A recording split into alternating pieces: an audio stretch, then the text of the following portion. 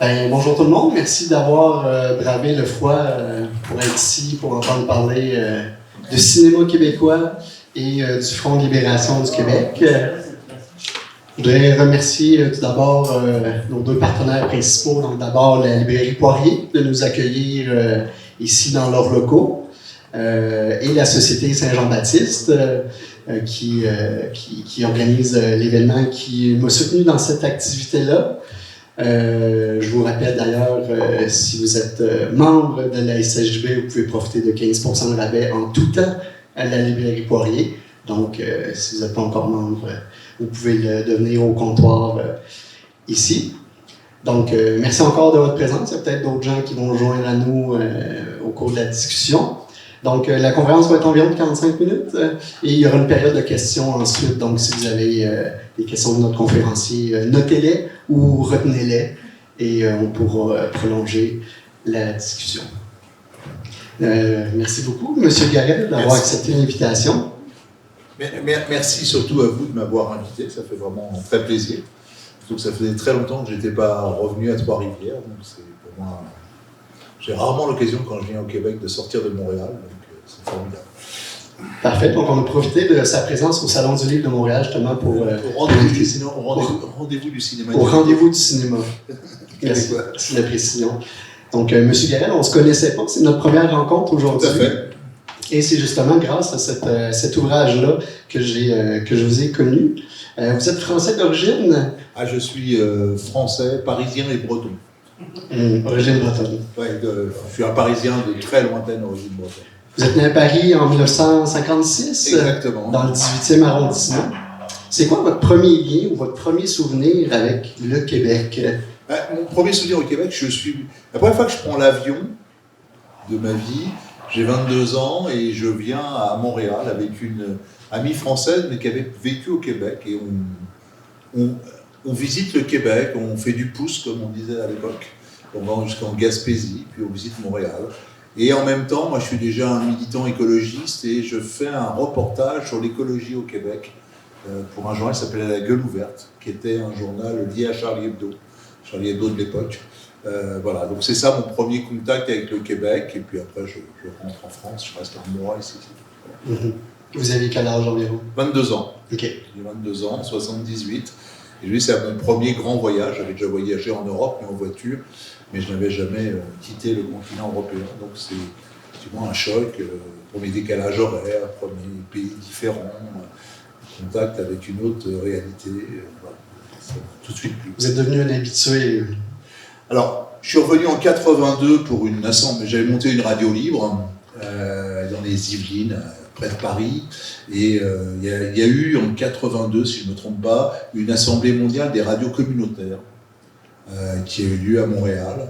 Et donc il y avait des radios, donc on appelait radio libre, radio communautaire ou radio indépendante, qui se sont réunis. Je crois qu'on était 200-300 du monde entier.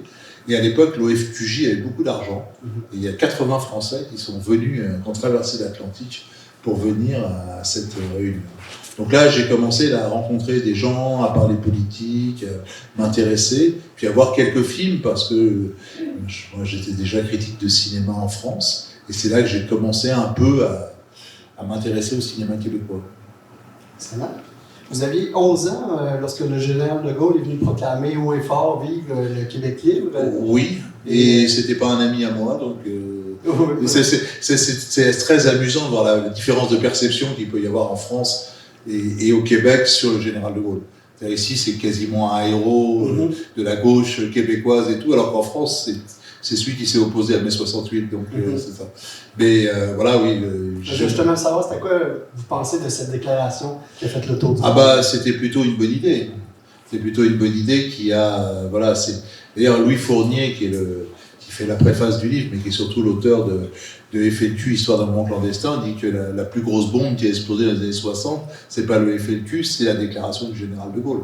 Il a probablement raison, c'est vrai que c'est ça qui a... Et en France, par exemple, très peu de gens connaissaient le Québec, et cette histoire a fait connaître le Québec comme jamais. Tout à fait, partout. Partout. Ce que je disais tout à l'heure, on parlait de ça, tout à l'heure, j'ai appris que en Chine, il n'y avait pas d'idéogramme pour désigner le mot Québec, exact. parce que qu'ils n'avaient jamais eu à parler du Québec, et que c'est après le Vive le Québec libre, comme ils voulaient rendre compte de cette histoire, qu'ils ont inventé un idéogramme pour désigner le Québec. Exactement. Ce qui prouve que vraiment, ça a été comme vous dites ici, ils ont mis le Québec sur la carte. Oui, la carte géopolitique. La carte géopolitique, alors que jusqu'à là, bon, c'est le Canada, puis encore, pas grand.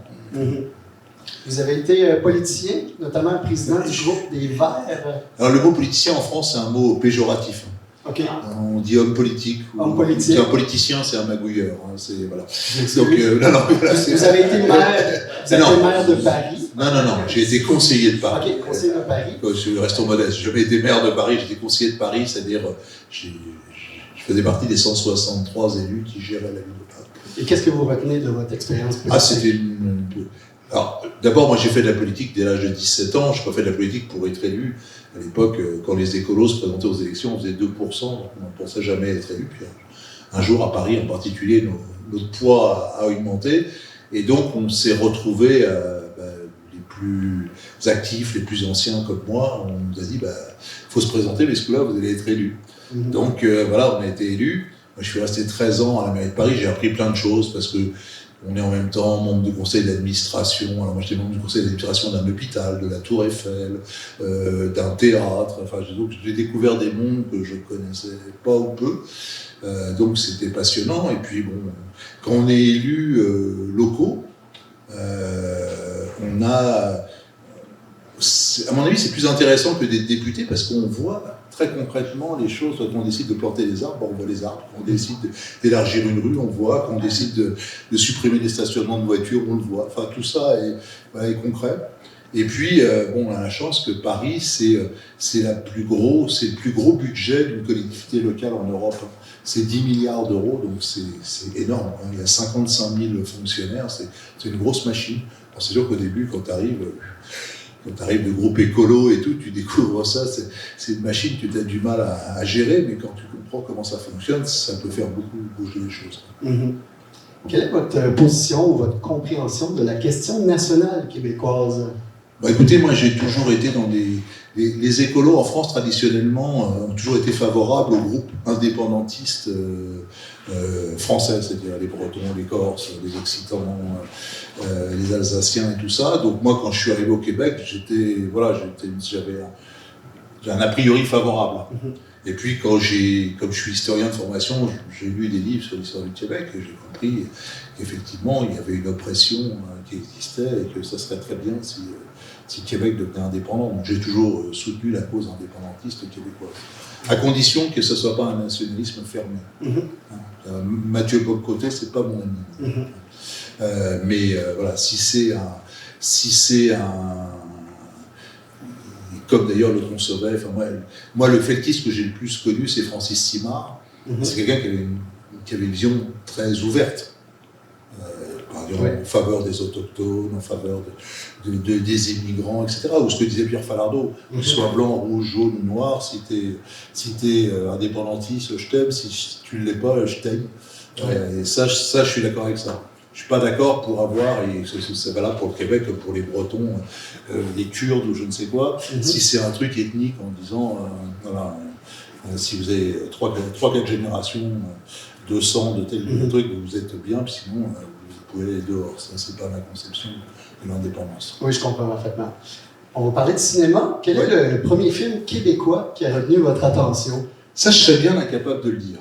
Franchement, je sais, il y a dû y avoir un premier film québécois, mais quand je l'ai vu, je ne savais pas que j'allais travailler sur le Québec. Je me suis dit, tiens, c'est ça le premier film québécois. Donc, sans doute un film de Gilles Carle. Peut-être en France, parce qu'au début des années 70, quand j'ai commencé à m'intéresser au cinéma, c'était des films de Carle. Alors, peut-être La mort d'un bûcheron, La vraie nature de Bernadette. Mais si j'avais su que j'allais me travailler sur le cinéma québécois, je me suis dit, bon, je note. Mais là, je suis allé voir ça comme je suis allé voir des films hongrois ou japonais. Je ne sais pas plus quel premier film hongrois ou le film japonais j'ai vu. Et en 91, vous avez fondé le premier festival dédié au cinéma québécois situé hors du Québec, le Festival de cinéma québécois à Blois. Et en 93, vous avez organisé une rétrospective sur les cinémas du Canada au Centre Georges Pompidou. Ma question, comment vous est venue l'idée de ces deux projets-là? Alors, La deuxième idée, j'en parlerai pas, mais c'est pas moi qui l'ai eu du tout. La première, c'est moi, le Festival du cinéma québécois à Blois. Il se trouve que moi, dans les années 80, j'étais à la fois prof d'histoire en lycée, mais je voulais plus orienter ma carrière, je ne donne pas vraiment le mot, mais vers le cinéma. Donc j'ai été critique de cinéma, mais la critique de cinéma, j'imagine c'est pareil ici, ça ne nourrit pas son homme, c'est-à-dire on est bénévole, on touche des piges qui sont dérisoires, mais qui ne permettent pas de vivre. Donc je m'étais dit, ce qui serait bien, c'est faire autre chose dans le cinéma, qui pourrait peut-être me permettre d'en vivre un peu plus, même si je savais très bien qu'il fallait que je continue à être prof au moins à mi-temps. Et je me suis dit, je pourrais faire un festival. Parce que comme j'ai commencé à militer dans les groupes écolos, les groupes antimilitaristes, etc., j'avais organisé des fêtes politiques avec quelques amis. Donc je savais organiser une fête politique. Donc je me suis dit, tiens, je pourrais faire un festival, parce que c'est pas le même sujet, mais c'est la même démarche. Il faut trouver un lieu, il faut trouver de l'argent, il faut trouver des trucs. Vous connaissez ça, comment organiser une soirée comme ici. Et mais je me suis dit, maintenant que j'ai l'idée de faire un festival, c'est un festival sur quoi? Et un festival où? Et quand? Donc quand, c'est pas trop compliqué, il y a beaucoup de festivals, il y en avait moins à l'époque, il faut trouver dans le calendrier, mais je ne savais pas de quoi. Et puis, j'avais déjà vu quelques films québécois, mais à l'époque, je n'étais pas forcément. Et puis, je suis allé à un festival à Douarnenez, en Bretagne, vraiment à l'extrême pointe ouest de l'Europe même, c'est vraiment tout près de la pointe du Raz, donc l'endroit le plus à l'ouest, si on enlève les îles de l'Europe. Et ce festival de Douarnenez, un festival qui existe toujours, d'ailleurs, qui doit être à sa 42 ou 47e édition, qui date des années 70, c'est un festival des minorités, c'est un festival de cinéma des minorités nationales. C'est-à-dire qu'ils ont fait tous les peuples, les Tibétains, les Kurdes et tout. Et il se trouve que leur première année, en 73, 74, ils ont fait le Québec. Et il y avait tout un mur où il y avait toutes les affiches des anciens festivals. Et je vois le truc québécois et je me dis, ah ouais, tiens, j'ai vu les films québécois, mais on n'en voyait plus à la fin des années 80, le cinéma québécois en France. On en sortait peut-être un ou deux par an, c'est tout. Alors je me suis d'abord posé la question, est-ce qu'on voit plus de films parce qu'ils n'en font plus? Ce qui aurait été, là, pour le coup, aurait mis fin au projet. Ou est-ce que c'est parce qu'ils en font, mais qu'on ne les diffuse plus en France? Je me suis assez vite renseigné et je me suis aperçu qu'il y avait une production qui était beaucoup moins dans celle qu'on connaît aujourd'hui, mais c'était quand même, il y avait entre 12 et 15 longs métrages par an, donc de quoi faire un festival, plus des rétrospectives, etc. Donc je me suis dit, voilà, donc j'ai été voir la délégation générale du Québec, qui a pris contact avec la SOGIC, l'ancêtre de la SODEC, qui était dirigée par des libéraux à l'époque, qui ne connaissaient rien au cinéma, mais qui m'ont de ce fait jamais embêté parce qu'ils ne connaissaient rien au cinéma, donc ils ne savaient pas ce que je présentais. Et c'est l'avantage de travailler avec des gens qui ne connaissent rien, c'est qu'on peut leur faire passer ce qu'on veut. Et donc, je me suis retrouvé, ils m'ont dit, ah oui, ça nous intéresse et tout, ils ont soutenu le projet à fond. Alors après, il fallait que je trouve une ville. Parce que je savais qu'à Paris, c'est pas possible de faire un festival à Paris. Ça demanderait parce qu'il y a 500 films qui sont là par semaine, il y a 50 pièces de théâtre. Il faudrait avoir des millions pour acheter des affiches, pour faire connaître. Donc, je savais que ça ne pouvait pas être à Paris. Je ne voulais pas que ça soit trop loin de Paris, parce qu'à l'époque, on se déplaçait moins vite, il y a moins de TGV qu'aujourd'hui. Donc j'ai essayé de chercher. Je me disais, il y avait deux régions où ça avait un sens, parce que je sais que pour attirer des critiques, pour attirer des distributeurs, il faut que ce soit une région touristique. Et les deux seules régions touristiques proches de Paris, la première idée, c'était la Normandie, parce que bien sûr, en plus, il y avait des liens historiques avec le Québec. Sauf qu'à la Normandie, il y avait un problème, c'était un festival du cinéma américain à Deauville. Et je ne voyais pas faire le festival du cinéma québécois à Trouville. Ça aurait été un peu ridicule. Donc, je me suis dit, je vais aller voir les Châteaux de la Loire, qui est l'autre zone touristique, qui a beaucoup moins de liens historiquement avec le Québec, mais qui est une belle région. Puis là, il y a trois villes, il y a Blois, Tours et Orléans. Tours et Orléans avaient déjà un festival de cinéma, mais Blois n'en avait pas. Je suis arrivé, il y avait un nouveau maire que moi je ne connaissais pas, qui s'appelait Jack Lang, qui était en même temps ministre de la Culture, ce qui m'a d'ailleurs posé des problèmes, parce que moi je n'étais pas proche du Parti Socialiste. Mais bon, je suis allé le voir. Lui, il ne connaît rien au cinéma. Il ne connaissait pas le Québec. C'est un mec qui vient du théâtre, pas le cinéma. Et le cinéma québécois, ça ne l'intéressait pas du tout. Mais il me dit, ah ouais, je cherche un festival, vas-y. Bon. Donc voilà. Et puis ça s'est fait comme ça.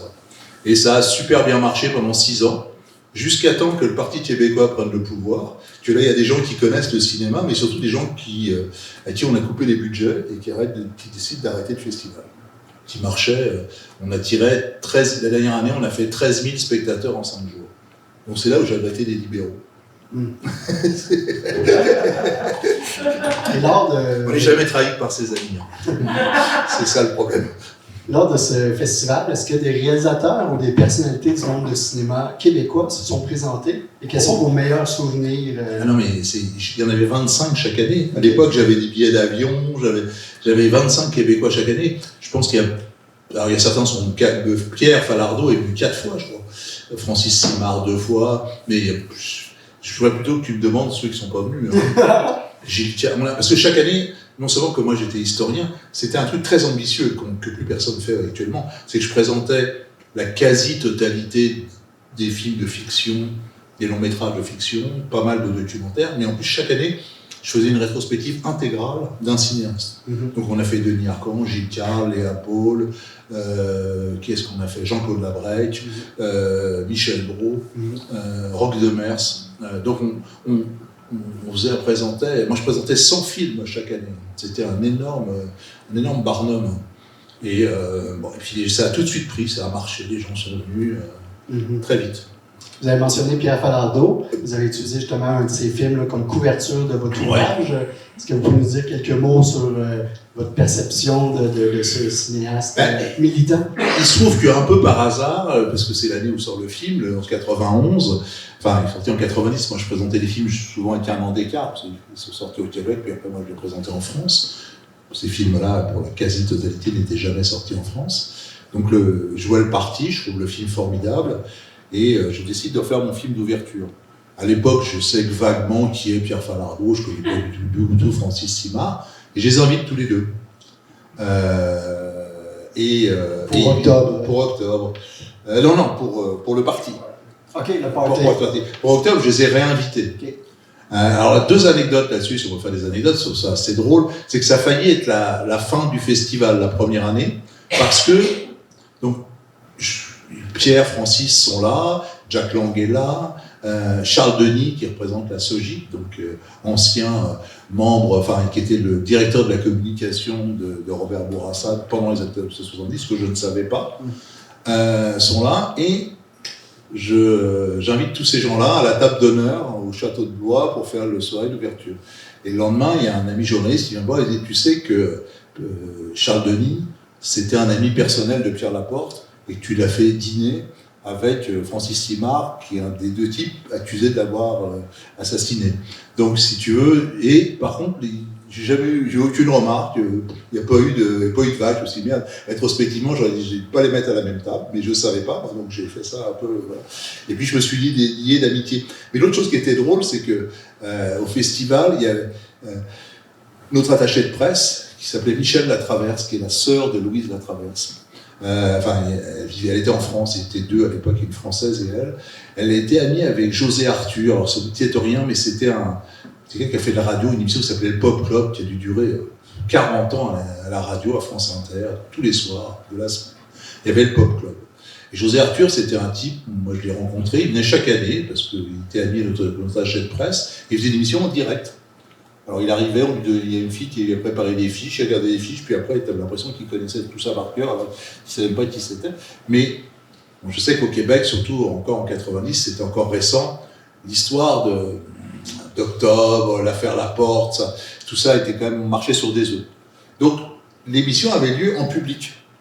Donc dans le public, il y avait des invités québécois, bien sûr, qui étaient là.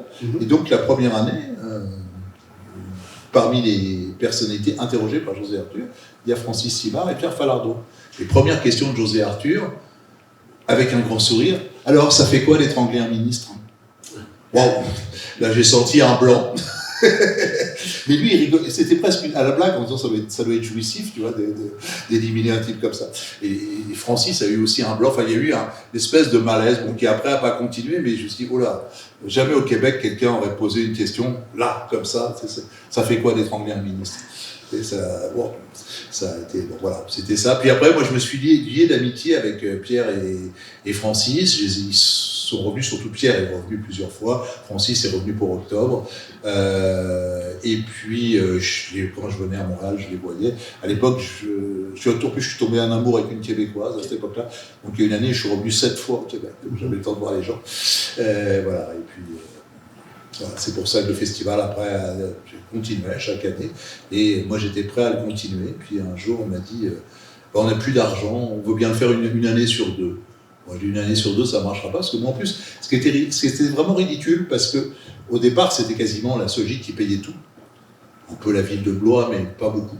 Et puis, moi, j'avais trouvé des partenaires comme ça marchait. Et quand les 2 dernières années, la majorité de l'argent venait de la France. Donc, c'était un truc formidable pour le Québec, parce qu'il y avait plus d'argent qui venait de France que d'argent qui venait du Québec. Et eux me disent, on fait ça une fois tous les 2 ans, mais je dis une fois tous les 2 ans, en France, c'est surtout les collectivités locales qui financent, les départements, la ville, la région. Eux, ils ont des budgets annuels. Si pendant un an, vous n'utilisez pas le budget parce que vous ne faites pas de festival, ils vont donner l'argent à un autre festival ou une autre activité culturelle qui, elle, est annuelle. Et quand vous revenez 2 ans après, ils vont dire on est désolé, on a déjà donné l'argent à quelqu'un, on ne va pas en refaire pour vous. Ça ne peut pas marcher. Puis en plus, tu casses les habitudes, tu vois, une fois par an, les gens ils ont l'habitude, ils savent qu'au mois d'octobre ou au mois de mai, il y avait un festival, si tu leur dis c'est dans 2 ans, c'est pas possible, donc j'ai dit non, on arrête, moi j'arrête en tout cas, puis ça s'est arrêté comme ça. Puis avez-vous reçu l'appui du ministère de la Culture du Québec ou du ministère des Relations internationales? Ah mais j'avais l'appui de tout le monde, j'avais Louise Baudouin est venue, Louise Arel est venue, non, et j'avais le soutien, enfin, au niveau québécois, au niveau canadien, non, au niveau québécois, oui, j'avais le soutien, j'avais le soutien tout au moins, c'est-à-dire que l'argent venait de la SOGIC, donc je sais pas après comment la SOGIC se débrouillait pour récupérer à gauche et à droite, ça ne m'intéressait pas. Moi j'ai entendu un truc incroyable, c'est qu'ils avaient accepté quelque chose qui ne se fait absolument plus nulle part. C'est que, j'avais 100 films, hein. Il n'y a pas que des longs métrages, il y avait des courts métrages, mais à l'époque c'était des 16 et des 35 mm, donc c'est des trucs énormes. Et j'avais obtenu de les avoir tous gratuitement, ils étaient livrés, ils avaient traversé l'Atlantique en avion, ils étaient livrés en camion à Blois, et c'est la SOGIC qui payait tout. Moi j'avais les copies et je ne payais aucun droit de projection. Donc c'était un truc extraordinaire. Et aujourd'hui, il y a 2 festivals de cinéma québécois en France, dont un que je programme. Aujourd'hui, c'est plus du tout ça. C'est pas des distributeurs. Alors, c'est des clés USB, c'est plus facile. Hein. Mais c'était un smirmorque entier qui venait avec des dizaines et des dizaines de copies de films. On ne savait plus où les mettre. Excellent. Pendant la crise, le ministère des Affaires intergouvernementales avait accumulé et rassemblé toute une documentation sur la crise d'octobre. Est-ce que vous avez eu accès à ce fonds documentaire et bénéficié des conseils et suggestions de M. Beaujois, qui est un grand amateur de cinéma? Ouais, je sais qui est M. Beaujois, mais non, je n'ai pas travaillé sur ces dossiers. Moi, j'ai travaillé essentiellement sur les films qui ont été tournés, ou sur des projets de films, ou sur des films, ce que j'ai appelé des films inachevés, c'est-à-dire des films qui ont été soit saisis par la police. Alors ça, je ne sais pas s'ils sont mentionnés, mais je ne crois pas, parce qu'il y a des films qui ont été saisis, bon, il y en a qui ont été mis à la Cinémathèque en sécurité, mais le plus connu qui a été saisi, c'est un film de Pierre Harel, et lui, il a apparemment totalement disparu, la police l'a saisi, et puis il l'a jamais retrouvé, il cherche toujours Pierre Harel, ça, il m'a dit, il a même porté, il demande $25 000 de dédommagement, parce qu'on lui a volé son œuvre. Sombrero Inutile s'appelait son film. Donc c'était un film qui avait été tourné mais non monté et qui a été saisi par la police. Vous l'avez vu ce film? Ah, il est invisible. Il est totalement invisible puisqu'il a disparu, peut-être qu'il est quelque part dans un commissariat de police ou dans un ministère, etc. Pierre Harel a écrit à chaque nouvelle ministre de la Culture du Québec et sans doute du Canada en disant « Où est mon film ?» Mais il n'a jamais eu de réponse. Non, ce film-là. Ce qu'on a, les traces qu'on a, c'est 2 articles sur le tournage du film. Donc on sait de quoi ça parle. Et Pierre Harel parle, c'est un film de guérilla. C'est comme il y a eu beaucoup de films de guérilla à cette époque-là.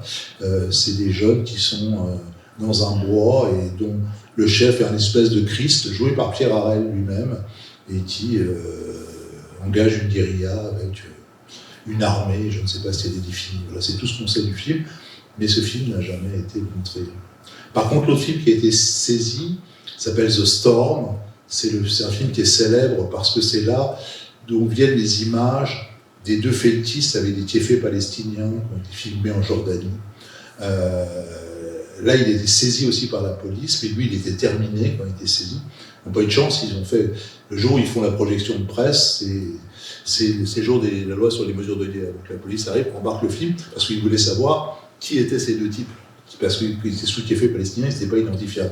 Mais Roger Cardinal et Nadeau, le journaliste, Cardinal, c'est le réalisateur, ne savaient pas qui c'était. Ils savaient que c'était des Québécois, parce qu'ils étaient rencontrés par hasard, ils avaient reconnu à leur accent. Mais bien sûr, ils se faisaient appeler Selim et Salem, mais c'était des pseudonymes, ils ne savaient pas qui c'était. Et donc, la police voulait absolument savoir qui c'était, parce qu'ils avaient très peur que ces gens-là, parce qu'ils étaient eux, très radicaux, hein. Ils disaient dans l'interview qu'ils voulaient revenir au Québec et éliminer physiquement les opposants à l'indépendance.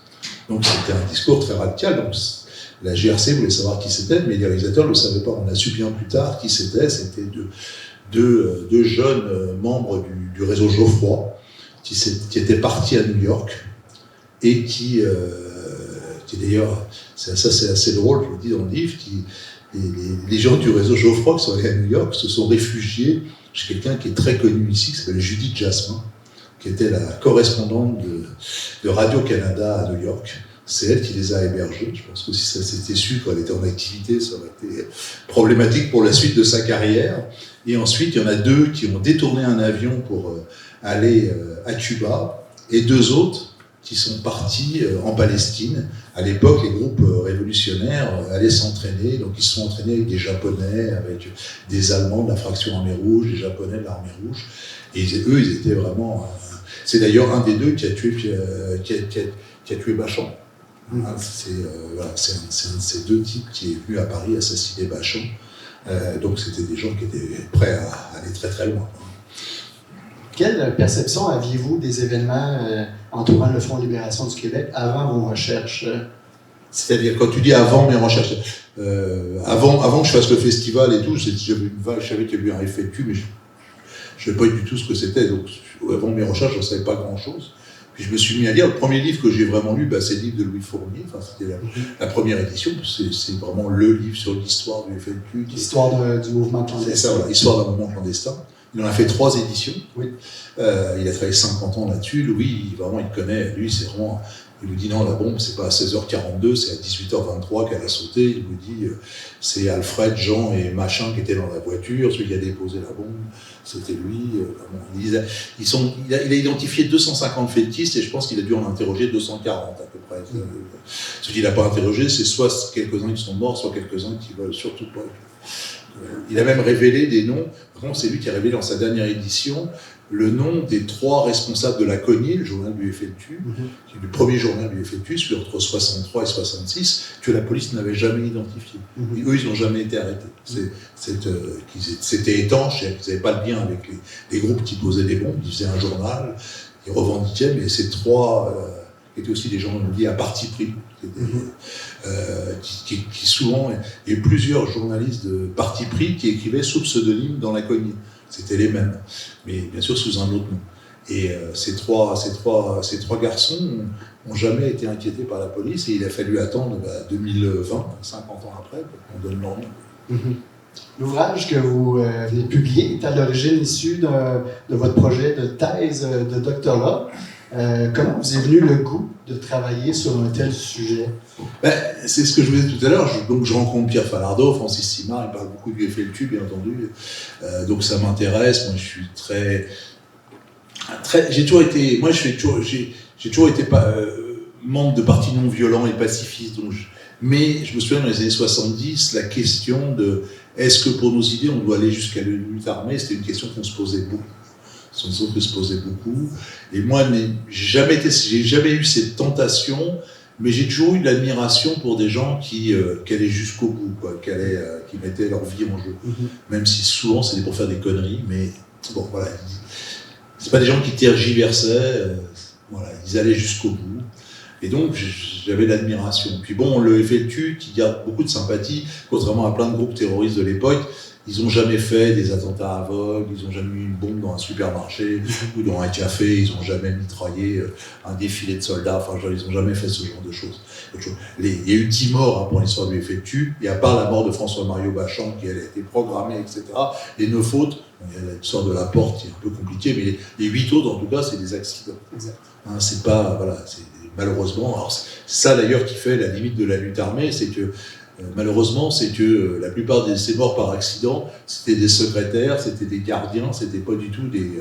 à part la porte qui lui était responsable, les autres c'était vraiment des subalternes, des pauvres gens qui se sont retrouvés au mauvais endroit, au mauvais moment, et qui ont sauté avec des bombes, voilà, qui leur étaient pas destinées. C'est là d'ailleurs la lutte armée pose bien sûr des problèmes moraux et éthiques.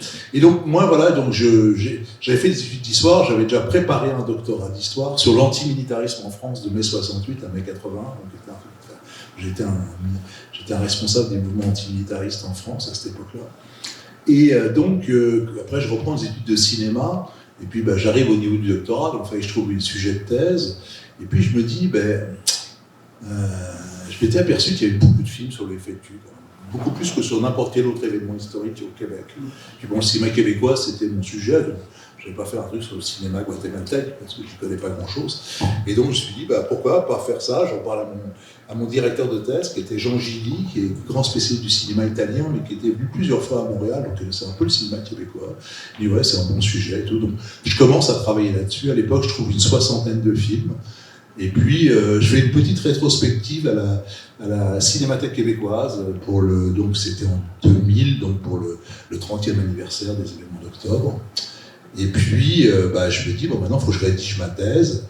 Et puis, c'est là que mes camarades m'ont dit, il faut que tu sois candidat aux élections. Et donc, je suis élu. Il n'y a plus question de rédiger une thèse, parce que être élu à la mairie de Paris, à la fois quand on est élu à la mairie, on est conseiller d'un arrondissement, conseiller de la ville et conseiller général du département, parce que Paris c'est aussi un département, plus, je vous ai dit tout à l'heure, plein de conseils d'administration. On travaille 27 heures par jour, donc pas possibilité de rédiger une thèse, donc je mets tout ça de côté, en me disant peut-être qu'un jour je reprendrai ça, mais même je ne pensais pas vraiment à ça.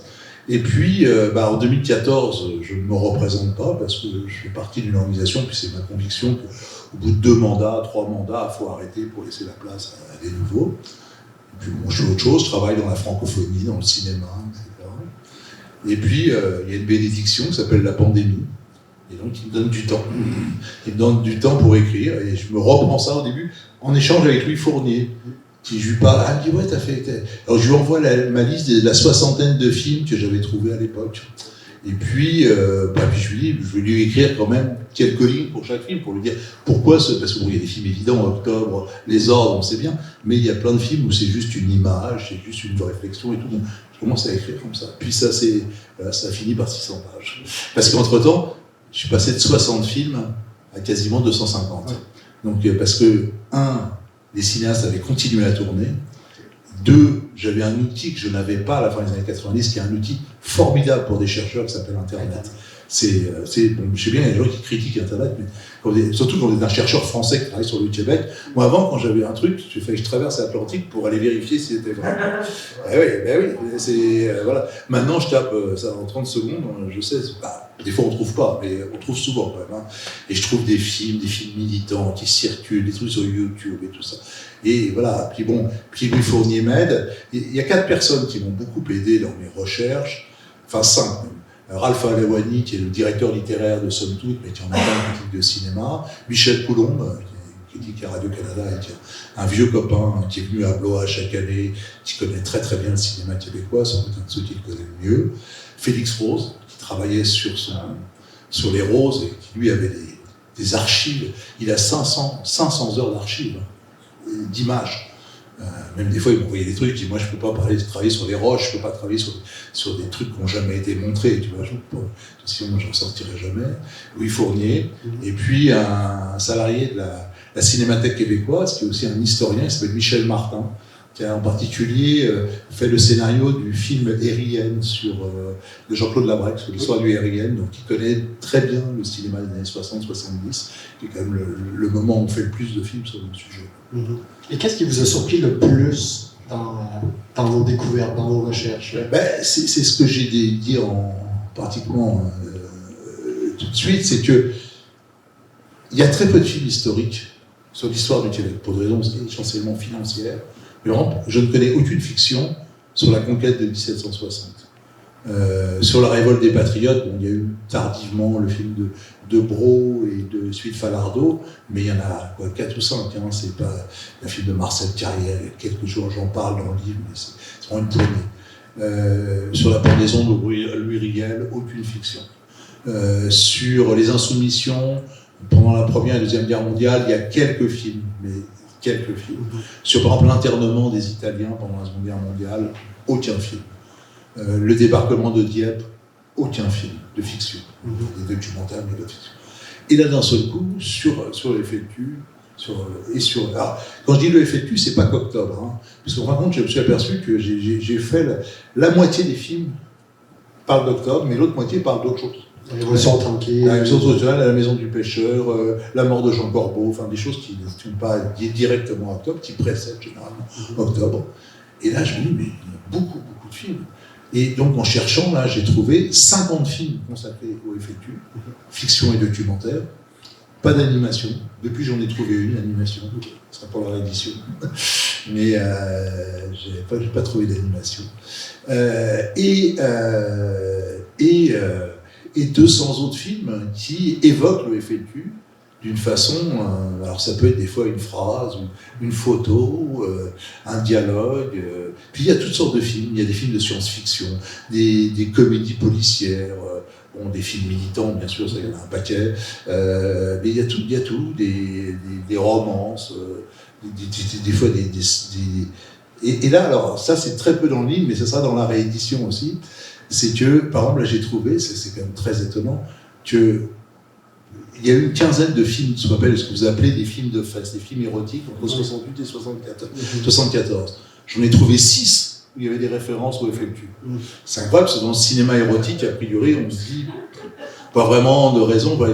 Quelques années après, il y a eu la même vague en France. Les films érotiques français, ils n'ont pas de contenu politique, à part un truc qui était de lutter contre la censure, mais c'est parce qu'ils étaient en but à la censure. Ils se moquaient de la censure. Mais il n'y a pas de référence à des... Je sais pas, il ne parlait pas de la guerre du Vietnam, de mai 68, ou je sais pas. Et là, par exemple, je donne un exemple pour le plus connu, qui est Deux femmes en or, qui a été vu pratiquement par un Québécois sur 2 en âge d'y aller, puisque il y a eu, on pense, près de 2 millions de spectateurs. À l'époque, il y a 5 millions d'habitants au Québec, mais il y a aussi tous les moins de 18 ans qui ne peuvent pas aller voir le film, puisque le film est interdit aux mineurs. Donc, un Québécois sur 2, c'est probablement le seul film qui a été vu par une telle proportion de Québécois. Alors, il y a une séquence que peu de gens ont notée, parce que c'est une des rares séquences où il n'y a pas de filles à poil. C'est une séquence où tout le monde est habillé. Mais c'est très amusant, parce que ça se passe dans un commissariat, c'est vers les 2 tiers du film, et il y a un soldat qui arrive, enfin, pas un soldat, un policier qui arrive, avec des bâtons de dynamite dans la main, et qui les jette sur le bureau de son supérieur, en disant « On a encore trouvé ça sous la reine Victoria ». Et bien sûr, le directeur dit « Tu peux ranger ça » parce qu'il voit que c'est de la dynamite, il a peur que c'est de ça. Mais c'est quand même très drôle, quoi. Le mec qui dit « On a encore trouvé ça sous la reine Victoria ». Bien sûr, c'est une référence aux nombreux attentats contre les statues, dont celle de la reine Victoria, mais pas que, McDonald's et tout ça, que le FLQ a commis. Et il y a la même chose dans Les Chabotés, enfin, c'est d'autres choses. Et par exemple, il y a un autre film, qui est un film très très mauvais, tous ces films-là sont mauvais, mais celui-là est encore plus mauvais, qui s'appelle, ça c'est très étonnant, parce que ça s'appelle 7 fois par jour, entièrement tourné en Israël par Denis Héroux, une coproduction entre le Québec et Israël. À ma connaissance, la seule coproduction, 70% québécoise, 30% israélienne, et entièrement du A à Z, il n'y a pas un plan au Québec.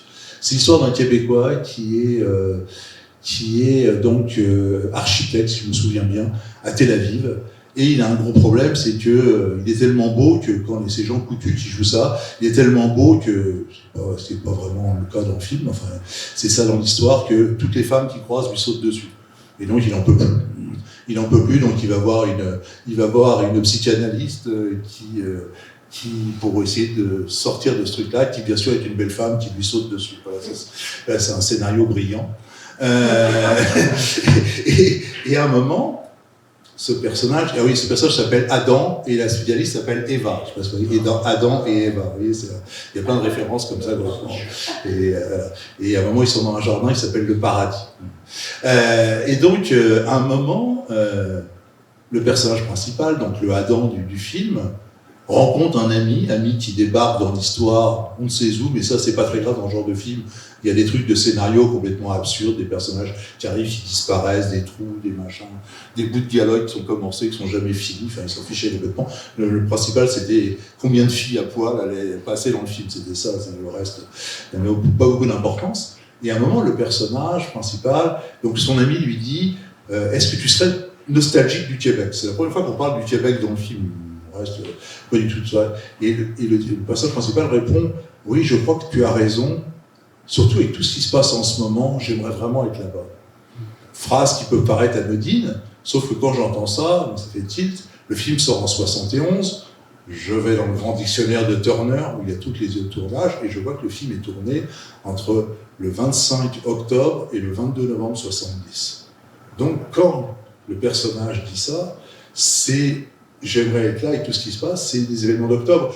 Et derrière ça, c'est probablement Denis Héroux qui, quelque part, fait une confidence, c'est au lieu de tourner des conneries en Israël, je ferais mieux d'être au Québec, où il y a une situation, parce que surtout, entre le 20, je sais pas, vous voyez, c'est 3 jours, c'est avant la fin de la crise d'octobre, donc c'est une époque où on ne sait pas où ça va aller, la crise d'octobre. Est-ce qu'il va y avoir d'autres enlèvements? Est-ce qu'il va y avoir des affrontements armés? Est-ce que le gouvernement fédéral va imposer une réelle dictature? Enfin, on ne sait pas ce que ça va se faire. Donc voilà, donc il est inquiet, et au milieu de ce film, une débilité sans nom, il y a cette référence, quoi. C'est vraiment amusant. Moi, j'aime beaucoup trouver des choses comme ça, quoi. Vous l'avez dit, vous avez recensé plus de 250 films, courts, longs métrages, documentaires ou projets qui concernent la période Felkis. Est-ce qu'il y en a un qui vous a marqué plus que les autres? C'est difficile à dire, ça. C'est difficile, je sais pas. Oui, si, un qui m'a marqué, parce que je viens de le trouver, j'ai cherché pendant... Dans le livre, je ne l'ai pas trouvé, mais je l'ai enfin trouvé, il s'appelle Octobre Vert, qui est un faux documentaire, donc une fiction, qui laisse croire que le gouvernement québécois fédéraliste a envoyé 3 jeunes étudiants au milieu des années 70 au Vietnam. Parce qu'il y a eu là que j'ai appris, moi je ne savais pas qu'il y a des Québécois, et surtout des Canadiens anglophones, mais aussi des Québécois, qui s'étaient engagés dans l'armée américaine. Il y avait une autorisation pour les jeunes qui voulaient participer à la guerre du Vietnam. Le Canada ne faisait pas partie de cette guerre, mais il y avait l'autorisation pour ceux qui voulaient partir de s'engager dans l'armée américaine. Donc, et là, donc, on voit trois jeunes Québécois qui partent au Vietnam et et c'est un complot pour les éliminer. Et en fin de compte, ils sont accompagnés par des soldats québécois, vietnamiens, et enfin bon, c'est une histoire très compliquée. Alors, ce film, j'en parle parce que j'ai mis 3 ans à le trouver à peu près. Impossible, il n'y avait aucune trace, et j'ai réussi à trouver un des réalisateurs, et j'ai trouvé la version courte, la version longue, ça je pense que je ne la verrai jamais. Bon, le film n'est pas exceptionnel, mais c'est parce que j'ai mis beaucoup de temps à le chercher. Et bien sûr, sinon, il y a des grands films, hein. Il y a Les Ordres de l'Octobre, il y a Les Rois Mongols, dont on parlait tout à l'heure, il y a quand même, du point de vue qualitatif, il y a quand même des grands films. Et là, le dernier film que j'ai trouvé, qui n'est pas dans le livre, mais qui sera dans la réédition, puisque le livre se vend bien, donc on va faire une réédition dans quelques années, c'est La Cuisine Rouge. Et c'est un film très important parce que c'est le premier film féministe, ouvertement féministe, fait par Paul Baillargeon et Frédéric Collin, de l'histoire du cinéma québécois, qui sort en 80. Les dialogues sont improvisés parce que c'est un groupe. L'histoire, après un mariage, c'est des hommes et des femmes qui vont dans un salon où les hommes s'assoient et attendent que les femmes leur servent à manger. Sauf que les femmes ont décidé de ne pas leur servir à manger. Et donc, voilà. Donc à partir de ce moment-là, c'est 2 groupes assez étanches. Et les hommes commencent à parler de tout et de rien, du hockey, de plein de choses. Et d'un seul coup, il y en a un qui dit, ah ouais, parce qu'il y en a, ils ont fait de la musique, il y en a un qui dit, ah oui, moi j'ai joué de la musique à l'hôtel de l'aéroport Saint-Hubert. Et l'autre qui dit, ah oui, le fameux aéroport Saint-Hubert. Et l'autre qui dit, pourquoi tu dis ça? Ben, c'est là qu'ils ont trouvé le corps. Mais quel corps? Ben, la porte. C'est les événements d'octobre. Ah, et fait le cul, l'autre dit. Et le dialogue se termine quelques instants après, parce qu'il parle d'autre chose entre-temps. Et puis il y en a un qui dit, ah ouais, ceux-là, ils sont encore en prison. parce qu'à l'époque, Francis Simard et Paul Rose, le film est tourné en 79, 180, ils sont encore en prison. Donc voilà, ça m'a intéressé parce que c'est un film important de l'histoire du cinéma québécois.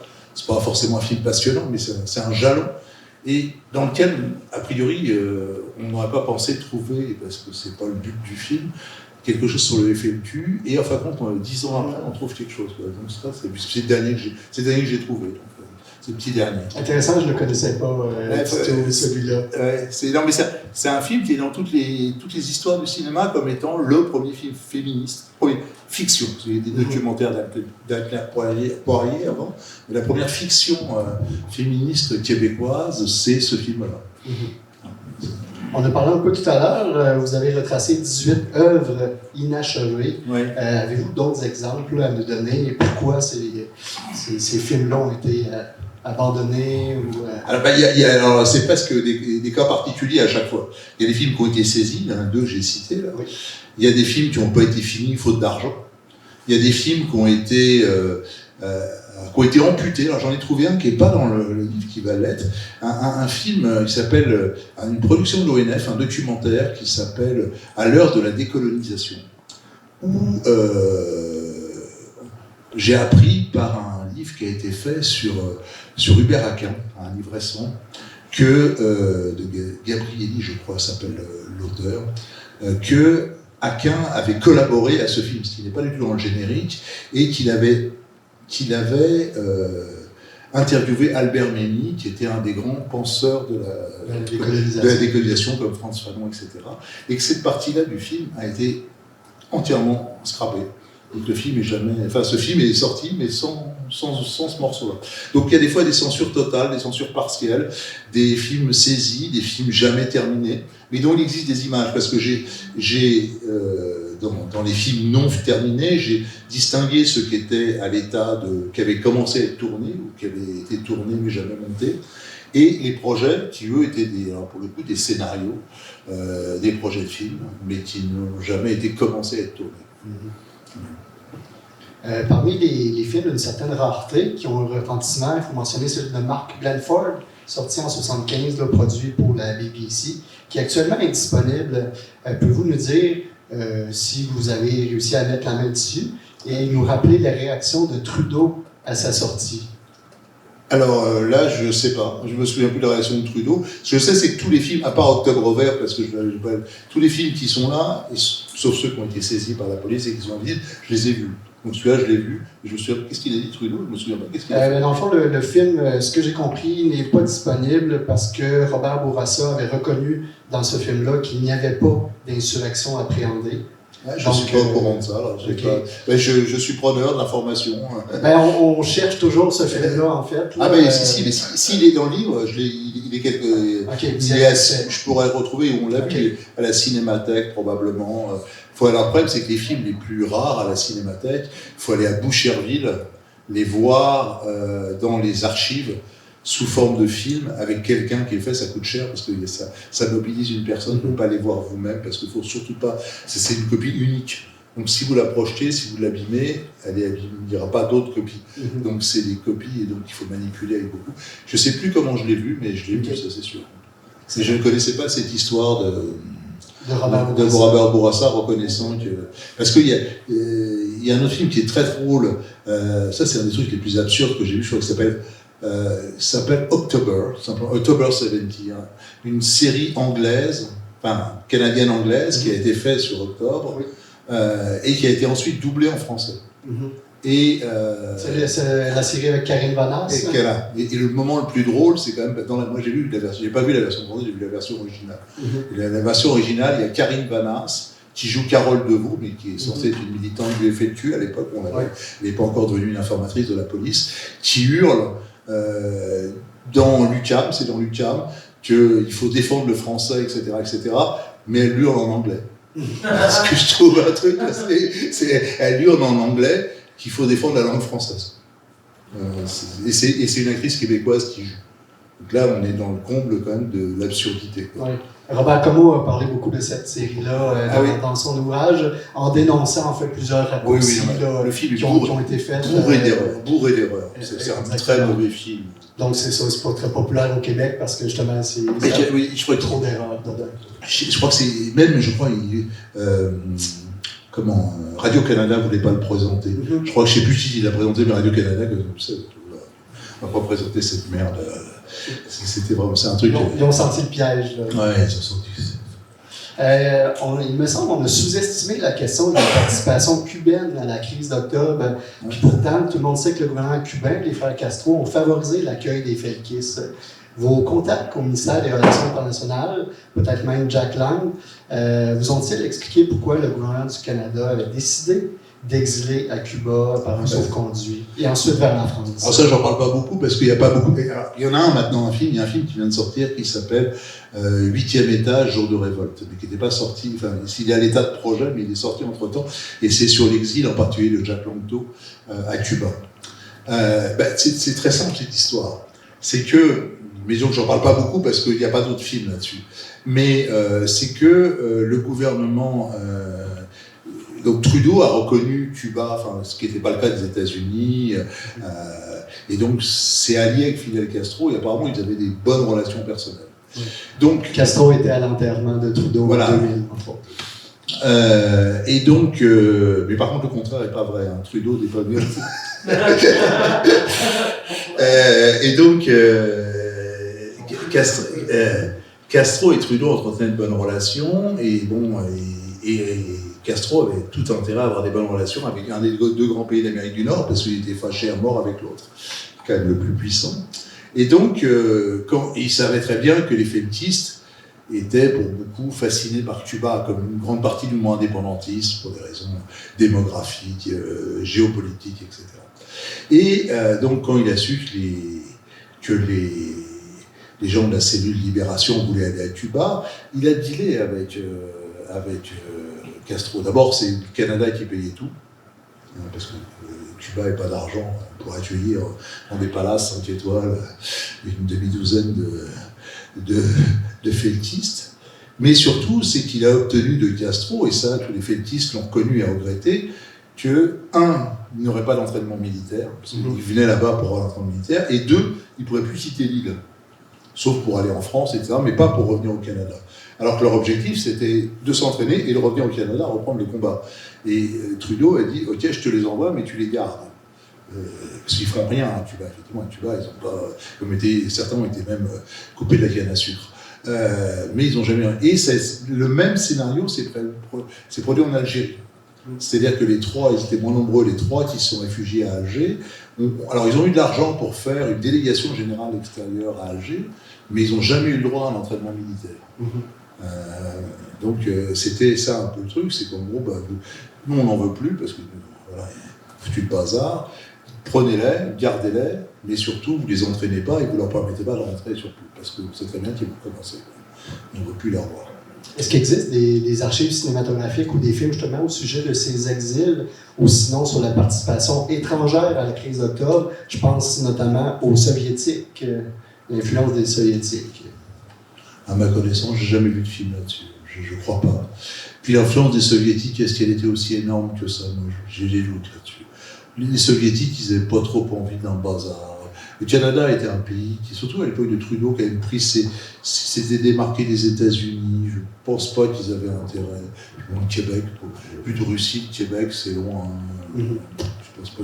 Je pense pas qu'il y avait. Enfin, moi, j'ai jamais entendu parler d'influence. De pays. Les seuls pays étrangers qui sont intervenus avant et pendant la crise d'octobre, bon, la CIA, ça on le sait, il y a eu des agents de la CIA qui sont venus parce qu'ils étaient inquiets. Parce qu'on peut d'ailleurs les comprendre, hein, qu'un pays limitrophe d'un seul coup soit au bord de la séparation, qu'il y ait des attentats, des enlèvements. Parce qu'il n'y avait jamais eu d'enlèvements aux États-Unis à l'époque. Il y en a eu après, mais il n'y en avait pas eu encore. Donc ils pouvaient être inquiets. Et puis, on sait qu'il y a des Français qui sont intervenus pour soutenir le mouvement indépendantiste. Pas le FLQ, parce que c'était trop, mais il y a eu des Français, ça c'est documenté. Je pense que les Russes, ils avaient autre chose à faire que de s'occuper du Québec. Enfin, Alors peut-être qu'un jour on trouvera quelque chose, mais Ouais. je sais pas. En tout cas, jamais, par contre, ce n'est dans aucun film. Ça, Ok. On l'a abordé un peu. Certains journalistes ont révélé la filière internationale du FLQ. Ouais. Le salon des Felkistes sont allés s'entraîner en Palestine, on l'a dit. Après leur exil, plusieurs d'entre eux vont fonder la délégation extérieure du FLQ à l'étranger. C'est les mêmes d'ailleurs. Il a fait la délégation générale du Québec à Alger, c'est les deux qui ont été s'entraîner en Palestine. Plus Selim et Salem, qui s'appelle Normand Roy et l'autre, je ne sais plus comment il s'appelle. Et puis le troisième, c'est Raymond Villeneuve, qui est lui l'historique. C'est un des 3 fondateurs du FLQ et qui est resté jusqu'au bout. Et donc eux sont allés en Algérie, qui est considérée par Louis Fournier comme la capitale mondiale des révolutionnaires en exil. À l'époque, oui. Cette délégation va même recevoir l'appui officiel du FLN, le Front de Libération Nationale. Il touchait de l'argent par le FLN. Est-ce que certains films mettent en valeur cette branche moins connue? Il y a une émission de télé. Alors, moi, mon livre ne concerne pas les émissions de télé parce qu'il y en a trop. Sauf que j'ai mis des bonus, dont cette émission, qui s'appelle le FLQ, la filière internationale, c'est le titre. Et là, il parle effectivement de ça. Parce que ce qui était intéressant, le FLQ, c'était un mouvement nationaliste, internationaliste. Ils étaient pro-palestiniens, ils avaient des liens avec certains groupes en Amérique latine, avec le Black Liberation Front, voilà. Et donc c'était ça qui faisait de ce mouvement, mais comme la plupart des mouvements indépendantistes à l'époque, n'étaient pas des mouvements fermés sur eux-mêmes, étaient des mouvements qui voulaient à la fois l'indépendance de leur, mais aussi une révolution mondiale. Et donc il y avait cette double. Il faut se rappeler, hein, donc le réseau de Duclos, qui était en fin de compte dirigé par Gilles Legault, qui s'est pendu dans sa cellule, ont fourni des explosifs au Black Liberation Front pour faire des attentats aux États-Unis.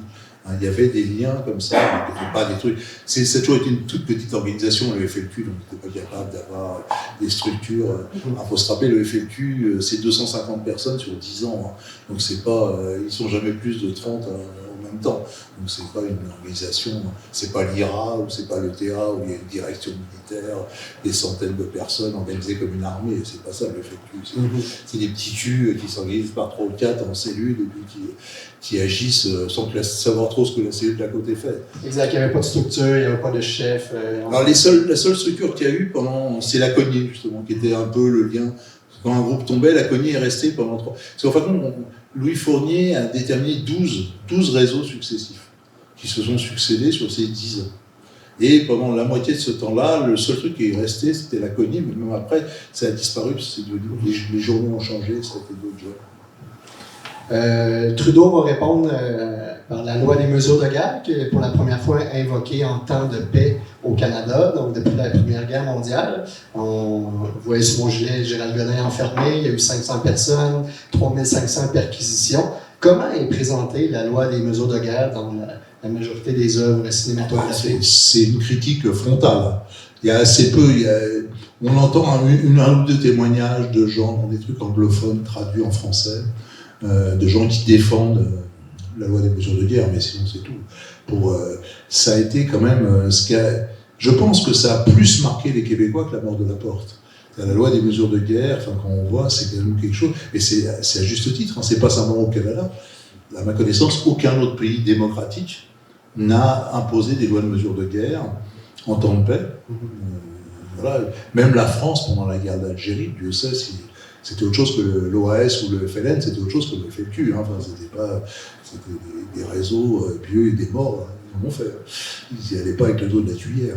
Mais il n'y a pas eu, on n'a jamais arrêté, on n'a jamais fait des rafles comme ça en France. Dans aucune démocratie, à ma connaissance, on a fait des rafles aussi massives. Hein. C'est énorme, parce que moi, quand je parle de l'histoire du Québec, quand je parlais à mes étudiants en France, il y a toujours, comme il y a à peu près 10 fois plus d'habitants en France qu'au Québec, il faut toujours multiplier par 10 les chiffres. C'est comme si on avait arrêté 5000 personnes en France. C'est considérable, ça n'est jamais arrivé. Il y a eu des arrestations, il y a eu des mini-rafles, mais il n'y a jamais eu un truc comme ça d'un seul coup. Donc c'est sûr que c'était un choc, surtout dans un pays où quand même on voit assez peu de militaires dans les rues, c'est pas un pays où une présence policière et militaire qui est, c'est le contraire de la France. Hein. En France, il y a des soldats qui patrouillent dans les gares, dans les aéroports et tout. Ici, j'en vois jamais. Donc je comprends le choc. Oui, c'est intéressant que vous dites que les gens ont été plus marqués par cette loi-là, surtout que l'armée va rester ici jusqu'en avril 1971. Donc on parle de pratiquement 6 mois d'occupation militaire. Et puis c'est 8000 soldats, enfin c'est beaucoup. À Montréal, 12 000 au niveau de...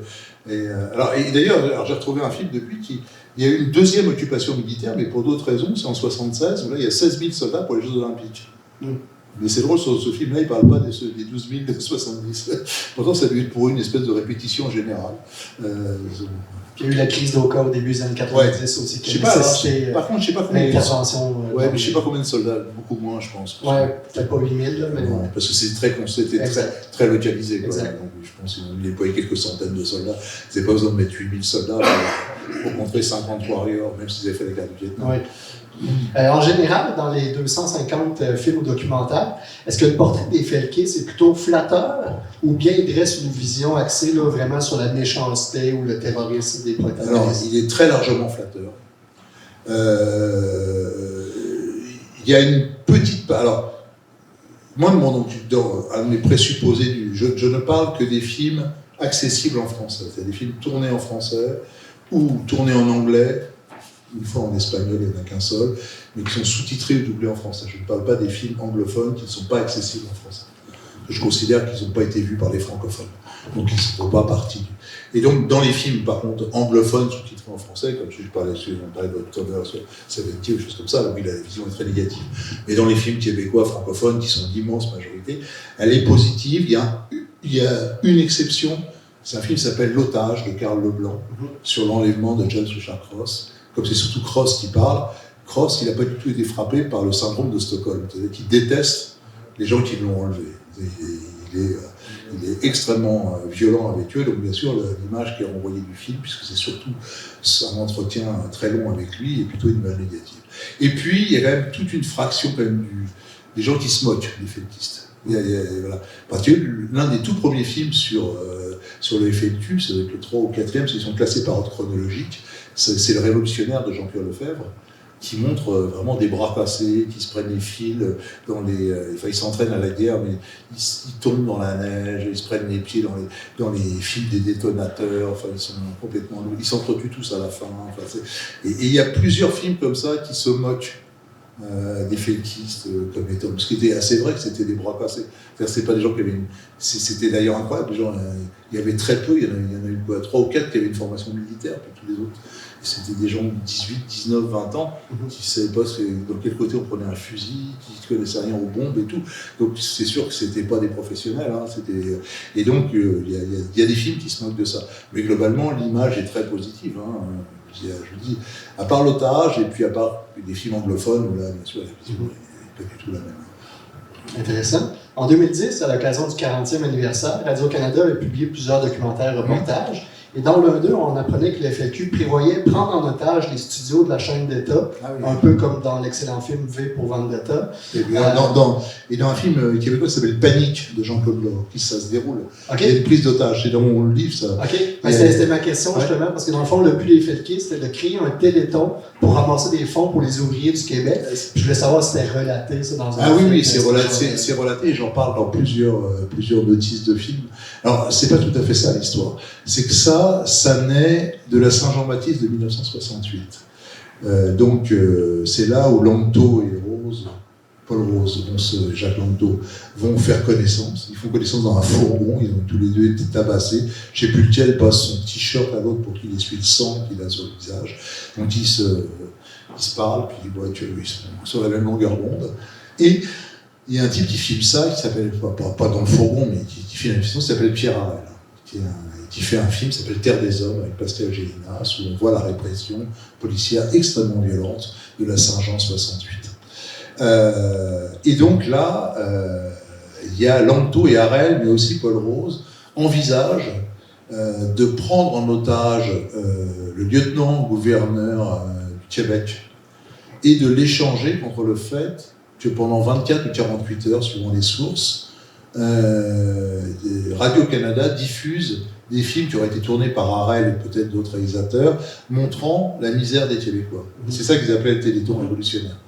Et en fin de compte, ça s'est pas fait. Cela dit, la lecture du manifeste de 70 c'est un remake de ça. Il y a un enlèvement, et puis on obtient non pas 24 heures d'image, mais la lecture d'un texte qui dure quand même 11 minutes, hein, c'est beaucoup, c'est pas un texte court, un texte quand même très virulent et qui a eu beaucoup d'impact hein, d'ailleurs. Alors ça, c'est l'image. J'ai trouvé au moins, je crois, 40 films, maintenant j'en trouve encore 2 ou 3. Il y a au moins 40 films où on voit Gaëtan Montreuil lire, ou des fois c'est juste l'image, on voit manifeste du FLQ. Ça, c'est vraiment l'image qui revient le plus souvent dans le film.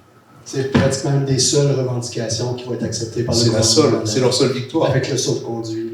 Oui, mais sauf-conduit, c'était un plan B quand même. C'est ça, c'est la porte de sortie. C'était pas le but. Ils étaient persuadés, moi j'ai beaucoup parlé avec Francis Simard, qui m'a révélé un truc que je dis dans le livre, hein, parce que c'est toujours qu'est-ce qui s'est passé autour de Pierre Laporte. Ça, c'est bon. Alors bien, j'élimine toutes les thèses complotistes, y compris celles de Verrières, de Jacques Ferron, qui disent que c'est la CIA, c'est la GRC, non. Il est mort entre les mains des feltistes, c'est les feltistes qui l'ont tué ou achevé. Ça c'est là où la question. En tout cas, Francis, moi, m'a dit, quand on a décidé d'enlever Laporte, on s'était dit entre nous quatre, si on n'a pas satisfaction, on éliminera notre otage. Ça, c'était là.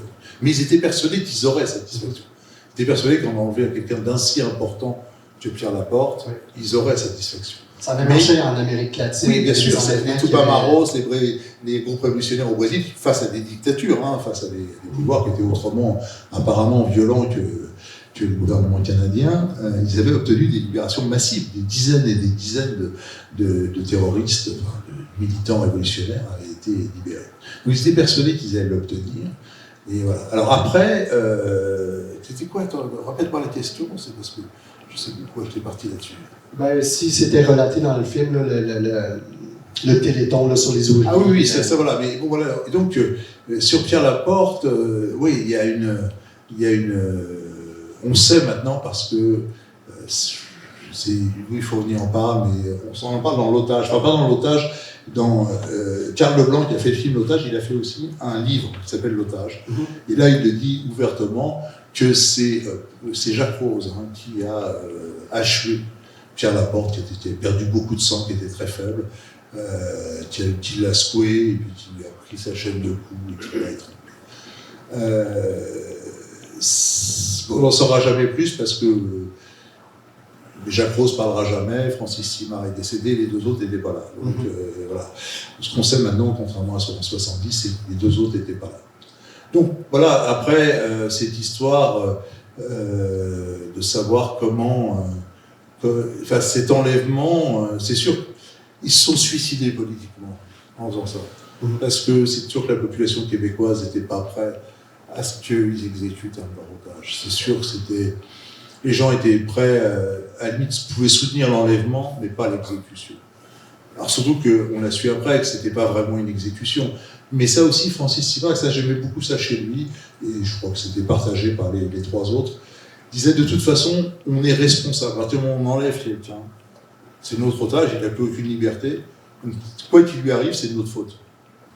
Même si la police était arrivée, avait tiré, puis il l'avait tué, mais s'il n'en avait pas enlevé, il n'aurait pas tiré, puis il n'aurait pas tué. Donc, on est responsable. Ouais, du début à la fin. Du début à la fin, à partir du moment où on enlève quelqu'un, voilà, après, tant qu'il est entre nos mains, on est responsable de tout ce qui lui arrive, puisqu'on l'a enlevé, puisqu'il n'a plus de liberté, puisque voilà, c'est comme d'ailleurs un prisonnier dans une prison, voilà, vous l'avez mis en cellule, si le mec il se pend, c'est la faute de la prison. C'est que la prison aurait dû le surveiller, aurait dû voir qu'il était suicidaire, aurait dû empêcher qu'il se suicide, voilà. Donc c'est la même chose. Voilà. Donc ça, je trouvais que c'était extrêmement courageux de dire ça, et extrêmement lucide aussi, de dire voilà, quand on enlève quelqu'un, on est totalement responsable de ce qui peut lui arriver. Il me reste 3 questions. Vas-y. Le 29 mars 1971, à Paris, est assassiné François-Mario Bachan, considéré par le journaliste Antoine Robitaille comme le dernier Felkis, qui est le titre d'un des documentaires qu'il a réalisé. Formidable documentaire d'ailleurs. Une série de 5 heures, la plus longue série sur le FLQ. Si vous avez une série à voir, enfin un film à voir pour tout comprendre du FLQ, voyez le dernier Felkiste. Parce que ça raconte, comme Bachan et au FLQ depuis 63, c'est toute l'histoire du FLQ qui est racontée. jusqu'en 71. Il y a quand même beaucoup de mystères qui planent cette exécution qui a été non revendiquée, même si tantôt vous avez dit votre position. Mais ma question, c'est est-ce que Bachand est un personnage qui apparaît dans des fictions cinématographiques? Dans le dernier Feltiste, surtout. Avant ça, très peu. Très peu, c'est un personnage. Parce qu'en 63, il est recruté par Raymond Villeneuve, celui qui va le faire exécuter. Mais c'est un personnage secondaire en 63. Il est très jeune, il sort des Beaux-Arts. C'est quelqu'un qui est un jeune militant, alors qui a eu un rôle quand même dans une action qui a beaucoup marqué au Québec, c'est les bombes de Westmont, les bombes dans les boîtes aux lettres. C'est un des organisateurs. Mais voilà, il est condamné. Et l'opération McGill français. Ah oui, ça c'est bien plus tard. Ça, après, il devient un des organisateurs de McGill français et aussi de la contestation de la Saint-Jean 68. Dans ces deux actions, il a un rôle important.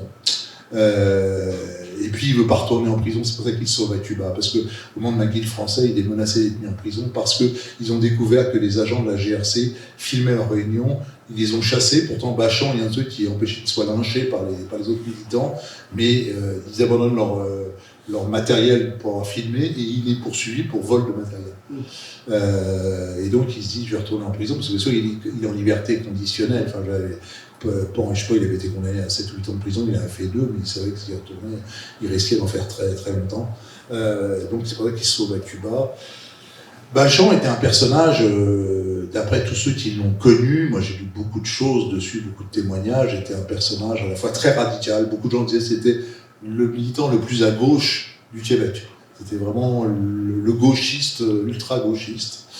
Et puis c'était un personnage apparemment un peu mythomane, qui inventait des histoires. C'est-à-dire, pour Bernard Saint, qui lui a coûté la vie, c'est qu'il a déclaré qu'il était secrétaire général du FLQ.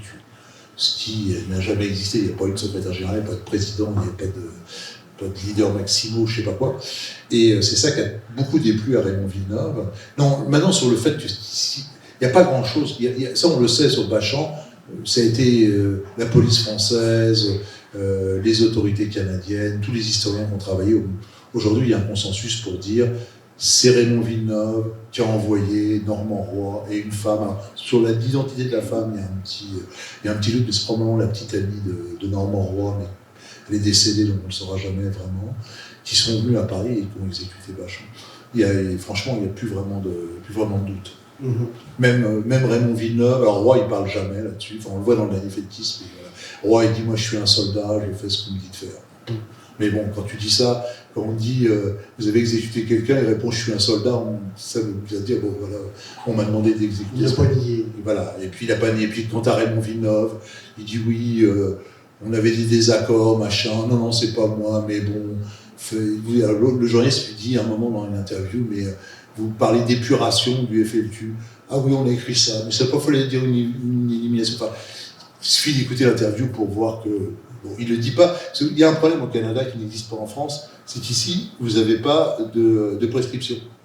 Donc si aujourd'hui Raymond Villeneuve dit c'est moi qui ai fait...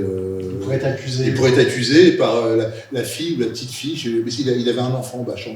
La petite fille de Bachand pourrait dire vous avez tué mon grand-père, moi, je porte plainte contre vous. C'est un gros problème pour les historiens, ça. C'est que les gens, en France, il y a une prescription pour les crimes, c'est 20 ans. Donc si un mec dit, voilà, après, au bout de 20 ans, on peut dire j'ai fait assassiner 42 personnes, il ne peut rien vous arriver. Mais au Canada, ça n'existe pas. Ce qui fait que pour l'historien, c'est compliqué parce que les gens, ils avouent jamais, parce qu'avouer, c'est risqué de se retrouver en prison. Parce que quelqu'un peut porter plainte en disant vous avez tué mon grand-père. Donc moi, hop, au trou. Puis quand tu as 80 ans, tu n'as pas vraiment envie d'aller en prison. C'est compliqué. Grâce à la commission KEB, lancée par le PQ et le rapport de maître Jean-François Duchesne, issu de la commission d'enquête sur des opérations policières en territoire québécois, nous savons que la GRC et les policiers ont lancé diverses opérations clandestines au nom du FLQ dans les années 70. Faux communiqués, vol de banque, vol de dynamite, fausses cellules, et même des opérations secrètes jusqu'à du vol de la liste des membres du PQ. Est-ce qu'il existe des films ou des documentaires qui racontent comment l'État a utilisé le nom du FLQ après la crise pour continuer de terroriser la population sous de faux prétextes pour discréditer l'option indépendantiste? Oui, c'est un documentaire dont j'ai plus le titre là, un documentaire qui est passé à la télévision, qui raconte un peu tout ça. Mais pas que. Et là, il y en a un qui vient de sortir, je vais le voir demain au rendez-vous, qui s'appelle « Provoquer la menace ». Et je pense qu'il parle un tout petit peu de ça, mais il parle surtout de de 2 musulmans à Vancouver qui ont été manipulés par la police et qu'on a fait croire que c'était le poseur de bombes, alors que c'est un policier qui leur avait dit de poser la bombe. Donc ça prouve que la GRC continue. Bon, aujourd'hui, c'est plus les fétistes qui font, sauf que, mais c'est des musulmans qui sont dans la cible. Mais donc là, oui, ça on sait. Alors moi, ce que je dis, et Louis Fournier est d'accord avec ça, tous ceux qui travaillent un peu sérieusement, il y a très peu d'infiltration du FLQ avant octobre 70. Par contre, après, c'est massif. La GRC, mais même la SQ et tout ça, forment des fausses cellules, font des vols de bombes, déposent des bombes. En 73-74, c'est un mec qui s'appelle Sanson, qui est un officier de la GRC, qui se blesse très grièvement en posant une bombe, et comme il est blessé, la police le ramasse, puis le mec il dit je suis un membre de la GRC, je suis en service commandé, le mec il part sur le procès, il raconte qu'il a participé à l'opération Bricole qui a consisté à voler les listes du PQ et les listes du mouvement de défense des prisonniers politiques, parce qu'ils étaient dans le même bâtiment. Ils ont brûlé la grange du petit Québec libre, enfin il y a eu plein d'actions, puis ça c'est ce qu'on connaît, puis bien sûr, on peut imaginer qu'il y a plein de trucs... La pointe de l'iceberg. C'est ça, c'est la pointe de l'iceberg, j'imagine qu'il y a plein de trucs qu'ils n'ont pas voulu raconter. Donc là, oui, ils sont lancés dans des trucs totalement illégaux, totalement... l'histoire, on la sait, parce que Sanson l'a raconté, l'histoire de l'incendie du petit Québec libre. Le petit Québec libre, c'est une ferme qui avait été louée par Langto et Rose, à l'époque où les deux cellules étaient travaillées ensemble, et c'est là qu'ils voulaient en faire une prison du peuple. Et puis, il y a un de leurs militants qui s'est fait arrêter avec l'adresse. Donc la police est venue faire un tour, donc ils ont dit que le truc est grillé, et ils l'ont donné aux gens du Jazz Libre de Montréal. Ouais. Pour qu'ils le gèrent, ils ont fait le petit Québec libre, qui était un truc à la fois militant et musical, il y avait des fêtes et tout ça. La seule chose qu'avaient demandé Simard et Rose, qui avaient rencontré Préfontaine, et puis je ne sais plus comment s'appelle l'autre musicien du Jazz Libre de Montréal, c'est de dire tout doit être gratuit. On vous la loue pour $1 par an, mais tout doit être gratuit, et ça doit être des trucs militants. Et oui, c'est très militant. Fontaine disait, moi je ne sais plus son instrument, j'ai une clarinette, mais c'est comme une mitraillette, tu vois, enfin, c'était très très radicaux. Et ils ont su, vers 71-72, qu'il y avait des membres des Black Panthers, d'un groupe révolutionnaire noir des États-Unis, qui devaient se réunir dans la grange qui était à côté. Et ils ont essayé de la sonoriser. Parce que c'était aussi un des grands trucs de la GRC, c'est de poser des micros partout pour savoir ce qui se passait. Et puis ils n'ont pas réussi, le truc n'a pas marché, ils ont foutu le feu à la grange. C'est-à-dire, il n'y a pas de réunion. C'est quand même un truc. C'est des policiers, quand même. Les mecs disent ça n'a pas marché, on fout le feu. Et le truc est passé au feu. Après, le Jazz Libre, ils ont déménagé à Montréal, et bizarrement, 3 semaines après, le bâtiment a pris feu. C'est pas de chance, ça. Des choses comme ça, c'est vraiment les gens qui n'ont pas de chance. Je serais le rassureur, je m'inquiéterais. Préparez vos questions, c'est ma dernière. En 94, Jean-Daniel Lafont, mon ami Jean-Daniel Lafont, le mari de l'ancien gouverneur général, a réalisé un film avec Pierre Vallière et Francis Simard sur la crise d'octobre. On les voit ensemble devant la clôture de Partenay dans une situation où Simard se sent mal à l'aise, il cherche ses mots.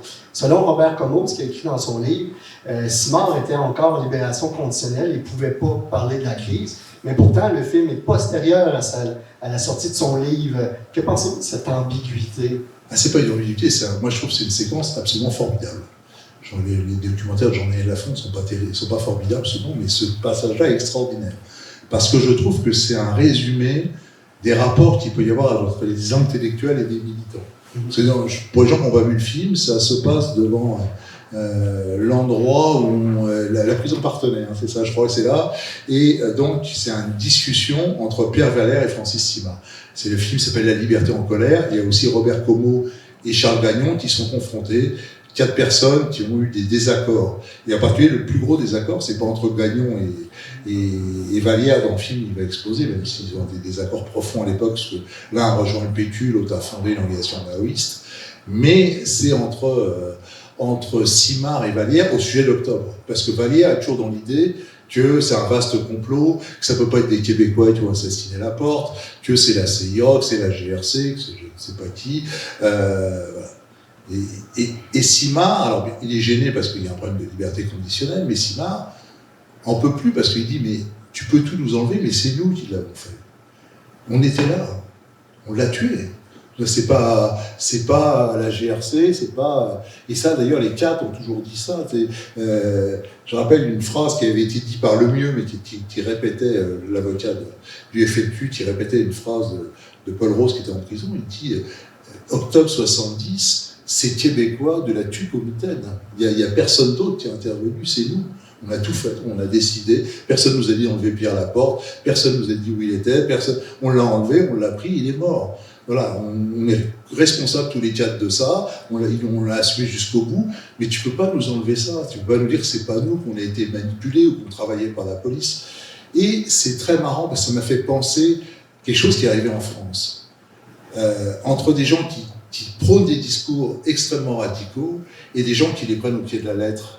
En France, il s'est passé une chose, c'est qu'il y avait un groupe maoïste au lendemain de mai 68 qui était probablement la plus grosse organisation d'extrême gauche qui a vite disparu en 72, s'appelait la gauche prolétarienne, dont les parrains étaient Jean-Paul Sartre, Simone de Beauvoir, Jean-Luc Godard, mais qui était dirigé par entre autres Serge July, le futur rédacteur en chef de Libération, et quelques autres intellectuels. Et un jour, le journal, pour dire la radicalité, le titre du journal, la cause du peuple, qui était saisi par la police à chaque fois, le titre c'était « Pendons les patrons ». Une potence et tout. Et quelques jours après, il y a une cellule ouvrière de la gauche prolétarienne dans le nord de la France qui appelle la direction de la gauche prolétarienne. Il dit ça y est, on a enlevé le patron, on va le pendre. Et là, les types disent attendez, on vous envoie quelqu'un et tout, en disant il faut pas prendre ça au pied de la lettre et tout, faut pas. Voilà. Et d'ailleurs, ça a provoqué, c'est un des éléments qui a provoqué la dissolution de la gauche prolétarienne, ils se sont aperçus que quand tu dis à des gens qui n'ont pas forcément une réflexion politique, qui n'ont pas fait bac plus 12, pendons les patrons, ils ont dit un patron c'est un salopard, on l'a pris, on va le pendre. Et puis au suivant. Et là, c'est un peu le chat à Vallière qui avait des discours quand même ultra radicaux. On ne pouvait pas comprendre que des jeunes qui étaient issus de milieux ouvriers, même si Paul Rose avait fait des études, mais enfin, à l'époque, Francis Simard, il s'est formé surtout en prison, etc. Et Jacques Rose aussi, et Lortie encore plus. Voilà, quand tu appelles à la lutte armée, en tant qu'intellectuel, il ne faut pas t'étonner s'il y a des gens qui te suivent. Et voilà, la cellule Chénier, ils avaient lu Nègre blanc d'Amérique. Ils avaient lu les bouquins de Charles Bagnon qui disaient qu'il fallait brûler, je sais pas quoi. Enfin bon, voilà. Mais après, c'est marrant, un certain nombre de ces intellectuels ne veulent pas assumer. En disant, on n'a peut-être pas dû écrire ça, ou si on l'a écrit, c'est de notre faute aussi. Et je trouve que cette séquence est très révélateur de ça. Surtout que ça se termine avec Francis Simard qui dit et le reste, je l'ai emporté dans ma tombe. C'est ce qui a ouvert, dans le fond, tout. C'est ce qu'il a fait, d'ailleurs. Ouais. C'est ce qu'il a fait. Il a dit exactement, le reste, je vais mourir avec Boss. Le reste, je vais mourir avec Boss. Il l'appelle Boss. Ce qui est assez révélateur. Ce qui a finalement ouvert là, toutes les spéculations. Oui, mais... Merci beaucoup. Merci pour les questions. Oui, Réal. Première chose, merci de ce témoignage, surtout de la documentation rigoureuse que vous avez préparée. Et moi, j'ai beaucoup appris. Je vous avoue que naïvement, j'ai fait partie de ceux qui étaient plutôt des adeptes complotistes. Mais c'est convaincant ce que vous dites par rapport à la volonté des felkistes eux-mêmes de revendiquer leurs gestes. Ça témoigne que c'était des gens responsables, qui étaient capables de faire eux-mêmes ce qu'ils se proposaient de faire et qui n'étaient pas manipulés. Et c'est une bonne chose, ça, au plan historique. Là-dessus, d'ailleurs, on a une des motivations de ça, du fait qu'il voulait aller jusqu'au bout. C'est dit dans le film Octobre de Pierre Falardeau, il dit on ne veut pas être de nouveau des vaincus. On a trop reculé, tout le temps les Québécois ont reculé. Il dit nous on ne reculera pas. Et il savait probablement, surtout Paul Rose, qui était quand même le leader et celui un peu plus âgé qui a fait des études, que c'était d'abord un suicide personnel, parce qu'il savait très bien ce que ça voulait dire. Ça voulait dire des années de prison, ou au mieux d'exil. Enfin, en plus, eux, ils ne voulaient pas s'exiler. Ils ont reproché à la cellule de libération du parti à Cuba. Eux, ils disaient, nous, on continue le combat sur place. Ce qui était fou, hein, ils étaient plus de 3 contre 15 000 soldats, je sais pas combien de milliers de policiers qui les cherchaient. Donc c'était une bataille désespérée. Mais ils savaient d'abord qu'ils allaient prendre des années de prison, qu'ils allaient peut-être être tués. Ils avaient un courage incroyable. On raconte dans une des notices de film, quand ils sont, c'est à Saint-Luc, je crois, qu'ils ont été arrêtés dans une cave, creusée. Jacques Rose, c'est un super bricoleur. C'est un mec qui était capable de faire des caches partout. Ils avaient fait une cage qui était totalement invisible, derrière une chaudière. Donc la police savait qu'ils étaient là, ils sont venus, ils ont tout fouillé, ils n'ont rien trouvé. Ils sont partis. Ils ont eu des nouvelles informations, comme quoi ils étaient bien là, ils sont venus, ils ont vu à Vennes, ça a pris 8 ans de tôle pour ça. On dit, écoute, maintenant, tu nous dis où ils sont. Parce que si on fait sauter la maison, puis comme ils sont dedans, ça va être terminé. Donc le Venn a craqué, alors a dit où ils étaient. Donc ils sont rentrés, ils ont ouvert la porte, et c'était un boyau. Les autres, ils avaient 2-3 fusils, ils avaient la fausse dynamite. Et ils ont dit, si le premier qui rentre, on le tue. Et là, ils ont négocié leur reddition avec la police, l'armée, je ne sais pas quelle force était là. Et ils n'ont pas négocié pour eux. Ils n'ont pas dit, voilà, laissez-nous partir à Cuba, laissez-nous sortir, voilà, je sais pas quoi, ou promettez-nous qu'on n'aura que 5 ans de prison, je sais pas quoi. Ils ont exigé, ils ont d'abord demandé à ce qu'il y ait un négociateur qui vienne. Ils ont appelé un type qui s'appelait Moreau, qui avait été un candidat du LRM, j'ai perdu son prénom, et les policiers ont dit non, ce type-là est trop engagé, et c'est Jacques Ferron qui est venu négocier. C'est Jacques Ferron qui est venu négocier entre la police et les 3 membres du FLQ dans ce... Mais la police savait que s'ils descendaient, ils allaient se faire canarder. C'était un boyau, c'est pire que les tunnels de Gaza. C'est un truc, si tu rentres là-dedans un par un, ils pouvaient en tuer 5 ou 6 avant qu'ils arrivent à rentrer. Donc ils acceptaient de négocier. Et ils ont obtenu, sauf que la police n'a pas tenu parole, que tous les gens raflés en 70, qui étaient encore en prison, en particulier les 4, Gagnon, Vallière, Chartrand et puis Lemieux, soient libérés. Et les négociateurs de la police ont dit, ok, si vous sortez, on va tous les libérer. Ils sont sortis, personne n'a été libéré.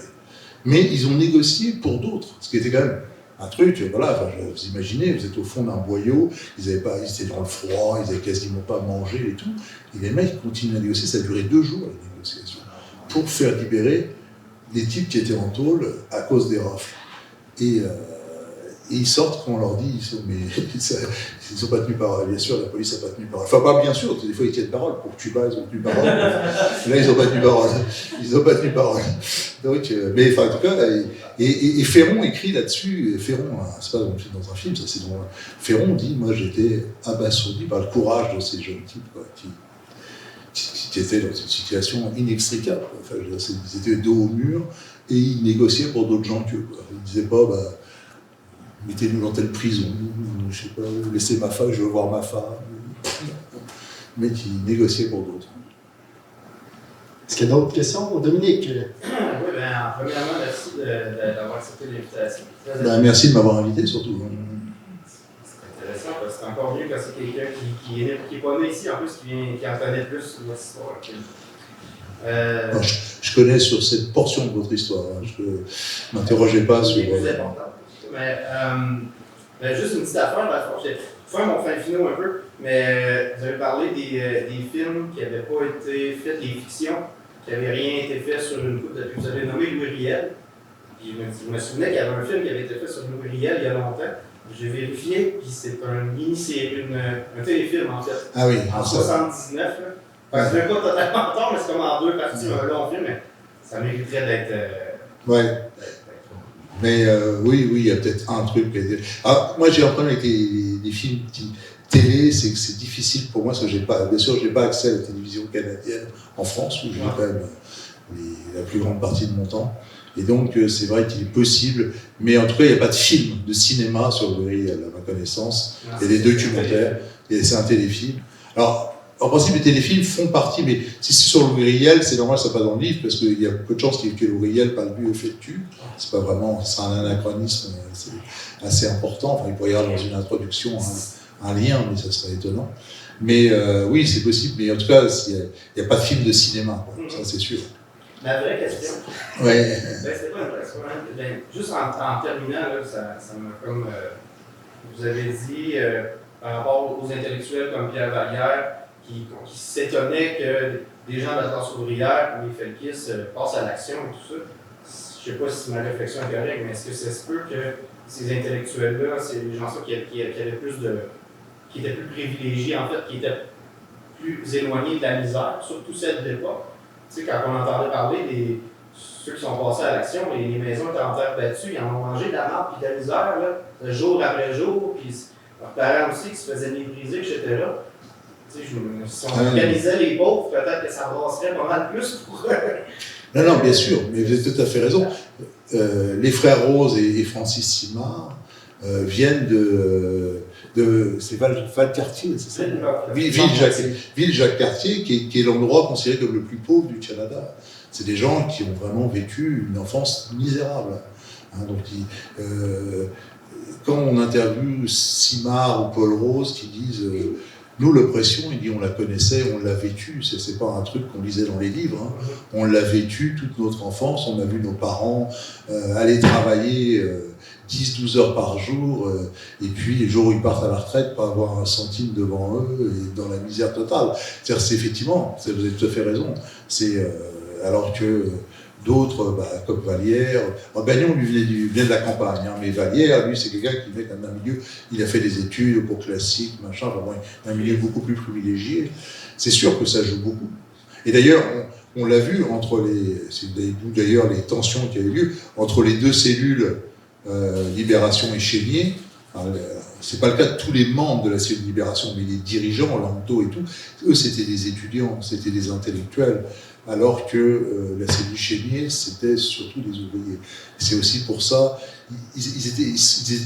à la fin ils étaient très fâchés, parce qu'ils trouvaient que la cellule Libération, ils n'allaient pas au bout de leur affaire, que c'était des théoriciens, mais puisque c'était eux qui les avaient mis dans la merde, parce qu'ils avaient voulu faire un enlèvement bien trop tôt.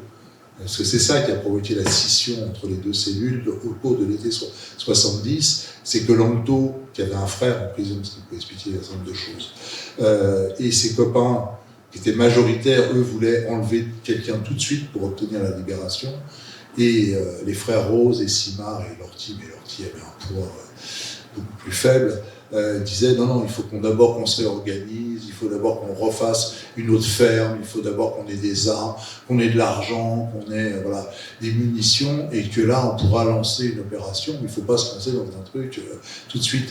Et c'est parce que la cellule de libération passe à l'action, les autres sont aux États-Unis, se rendent compte que la personne qu'ils ont enlevée, c'est vraiment un personnage très secondaire, James Richard Ross, un vague attaché commercial britannique. Enfin, c'est pas une personnalité massive. D'ailleurs, avant l'enlèvement de Laporte, il y a très peu de.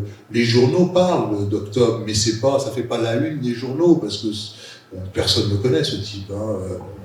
C'est un enlèvement, c'est important. C'est l'enlèvement de Laporte qui a un coup très fort. Et c'était d'ailleurs pas leur. Ils ont tenté des enlèvements avant. C'est d'ailleurs pour ça que François Lanto, le frère de Jacques, était en prison. C'est qu'ils ont voulu, enlever. Heureusement qu'ils l'ont pas fait, parce que je pense qu'ils seraient tous morts. Leurs deux objectifs, c'était le consul général des États-Unis, et le consul d'Israël, en soutien aux Palestiniens. Je pense que, heureusement qu'ils n'ont pas été au bout, parce que je pense que dans les deux cas, il n'y aurait plus de témoins, surtout Israël. Je pense que si le Mossad était débarqué, Israël, eux, ils les auraient trouvés bien avant la GRC, et que je pense qu'il n'y aurait pas une négociation pour partir à Cuba, ils seraient tous revenus dans une boîte en bois. Ça, c'est à peu près certain. Ou s'ils avaient été, c'est 3-4 ans après, il leur serait arrivé des gros problèmes. Donc ils n'ont pas fait, mais ils ont essayé. Parce qu'ils voulaient marquer le coup. Alors, bien sûr, le consul des États-Unis, c'était parce qu'ils étaient anti-impérialistes, et le consul d'Israël, parce que c'était des soutiens des Palestiniens. Ils ont fait beaucoup d'actions en soutien des Palestiniens. Il y avait c'est marrant, cette histoire se télescope aujourd'hui, avec ce qui se passe. Mais il y avait ça, et c'était pas leur premier choix. Et Laporte, on le voit bien en octobre, c'était l'opportunité. Et moi, j'ai appris tardivement d'ailleurs.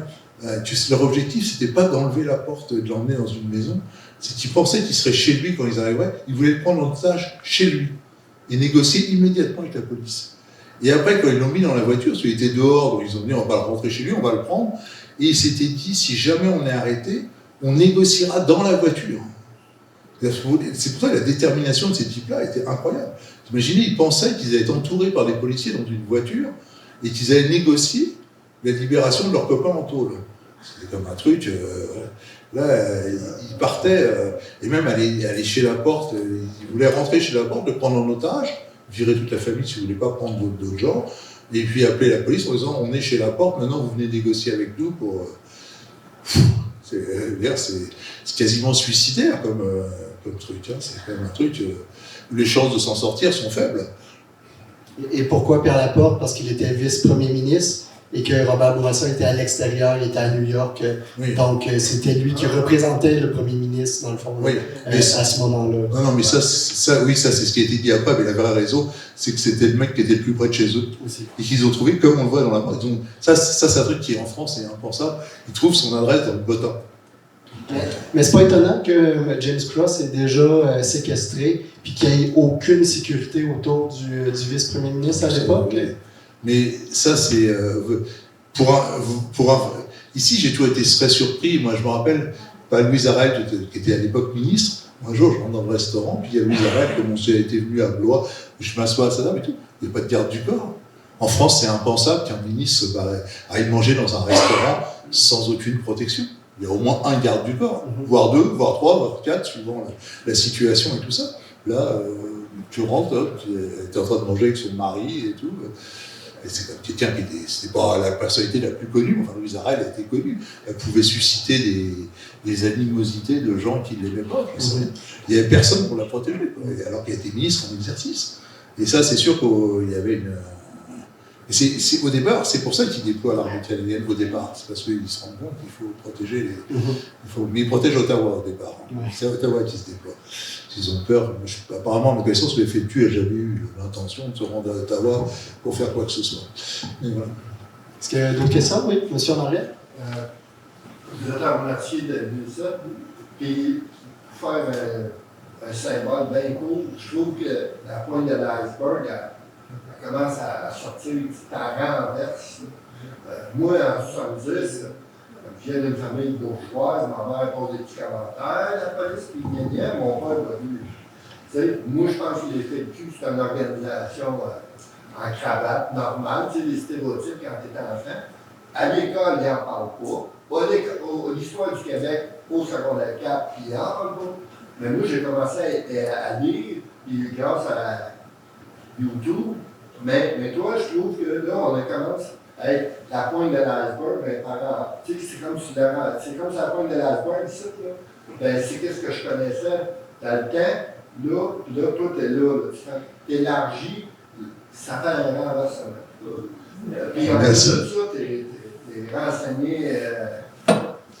Ça fait 25 ans, alors je n'ai pas fait que ça, mais ça fait 25 ans que je travaille sur le sujet aussi. Hein, moi, ce que je dis, ce livre, je me souviens, je voulais que ça soit le sous-titre, mais l'éditeur n'a pas voulu. Je disais un livre pour presque tout connaître, entre parenthèses, du FLQ, et en savoir beaucoup plus sur le cinéma québécois. Parce que c'est ça, moi, ce que j'ai voulu, c'est à la fois que les gens... si on lit tout le livre, je pense qu'on sait à peu près toute l'histoire du FLQ, il n'y a pas grand-chose qui passe au travers. Et puis bon, il y a quand même 250 films québécois, dont certains sont des films majeurs de l'histoire du cinéma québécois. La pauvreté, l'ouvrière, la pauvreté, ça fait allumer à un moment donné eux autres. Tu sais, la famille pauvre, le père à Saint-Jean-de-Chauvet, la pauvreté, ça les a allumés. Tu sais, il faut une toile pour survivre, puis ça crée un dynamisme. Puis les intellectuels, eux autres, ils ne les ressentent pas. Eux autres, ils l'intellectualisent, tandis que, tant qu'on me trompe, là, mais la pauvreté ouvrière, ça a créé un dynamisme. Oui, non, mais t'as compris. D'ailleurs, c'est quand j'ai fait lire le premier jet à Félix Rose, parce qu'on a beaucoup travaillé ensemble, alors, il m'a dit, vraiment, ton bouquin, c'est super et tout, mais il manque cette dimension que moi, je n'avais pas vraiment pressentie, c'est la dimension de classe sociale. La dimension que la plupart des venaient de milieux extrêmement défavorisés et avaient vécu. Donc j'ai rajouté quelques quelques éléments dans le livre parce qu'il m'a dit ça manque cette partie-là, ce côté. Il a pris bien sûr l'exemple de son père et de son oncle pour dire voilà, ils se sont révoltés parce qu'ils ont une situation totalement révoltante. Et ce qui est étonnant, c'est par contre, je cite un truc, alors ça, ce qui est amusant, parce que quand j'ai trouvé ça, au début des années 50, il y a une déclaration que je reproduis dans l'introduction d'un homme politique qui dit le Québec, qui dénonce le fait que le Québec est la province la plus pauvre du Canada, machin. Enfin, il dénonce ça de façon très lucide.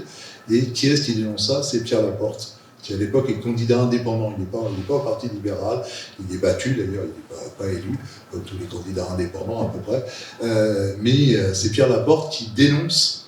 C'est étonnant l'histoire de Pierre Laporte. Moi j'ai lu quand même, parce que c'était un type qui était nationaliste. Hein, c'était pas un libéral fédéraliste. C'était un type. Sauf que ça, je pense aussi, c'est une erreur du FLQ.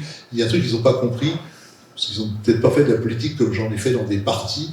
C'est que si tu veux négocier avec le chef, t'enlèves pas le type qui conteste le chef. Parce que Pierre Laporte, c'est ce qui était présenté contre lui. Donc c'est un peu comme en France, si quelqu'un avait enlevé Michel Rocard, puis avait négocié avec François Mitterrand. Il leur a dit, écoutez, vous pouvez l'étrangler, moi ça me dérange pas. Ça va faire de l'espace. Ça va faire un concurrent de moins. Donc je pense, ça n'a jamais vraiment été dit, mais j'ai toujours trouvé ça bizarre de vouloir enlever le type qui était quand même l'opposant interne, même s'il ne s'opposait plus officiellement. Non, effectivement. Et Pierre Laporte s'est présenté un an avant, et puis bon, il avait fait quand même un certain nombre de voix, et ça, même si c'est pas lui, c'est Wagner qui avait fait le plus de voix, mais lui il avait fait des voix et tout ça. Donc, il était considéré comme trop nationaliste pour devenir chef du parti. Oui, sans doute, les anglophones sont trop nationalistes. Et c'est un type, alors c'est aussi un type qui a fait des déclarations très lucides sur le cinéma. Parce qu'il a été, à un moment, il avait en charge de la culture dans le gouvernement libéral. Le premier livre blanc sur la culture. Et après, il était, quand les libéraux ont perdu en 1966, il est devenu critique culturel, comme souvent le cas. Il est passé dans l'opposition, mais il continue à s'intéresser sur la culture. Et il a fait 2-3 interventions que je reproduis beaucoup de choses liées au cinéma, parce que c'est comme le cœur de mon ouvrage, où il dit il faut absolument que le Québec se dote d'un cinéma. D'autres petits pays l'ont fait et ont eu des résultats importants, etc. Et c'est très argumenté, et c'est d'ailleurs ce qui va se faire, mais sauf que ça va se faire 10-15 ans plus tard. Mais Laporte était un type qui était plus complexe que son image de martyr qu'on a voulu en donner. Mais bon, ça, c'est après. Mais ils l'ont enlevé, parce que c'était le mec le plus. On le voit, ils l'ont trouvé, il était pas loin. Il savait qu'il n'était pas protégé, ça c'est vrai que c'est une erreur absolument.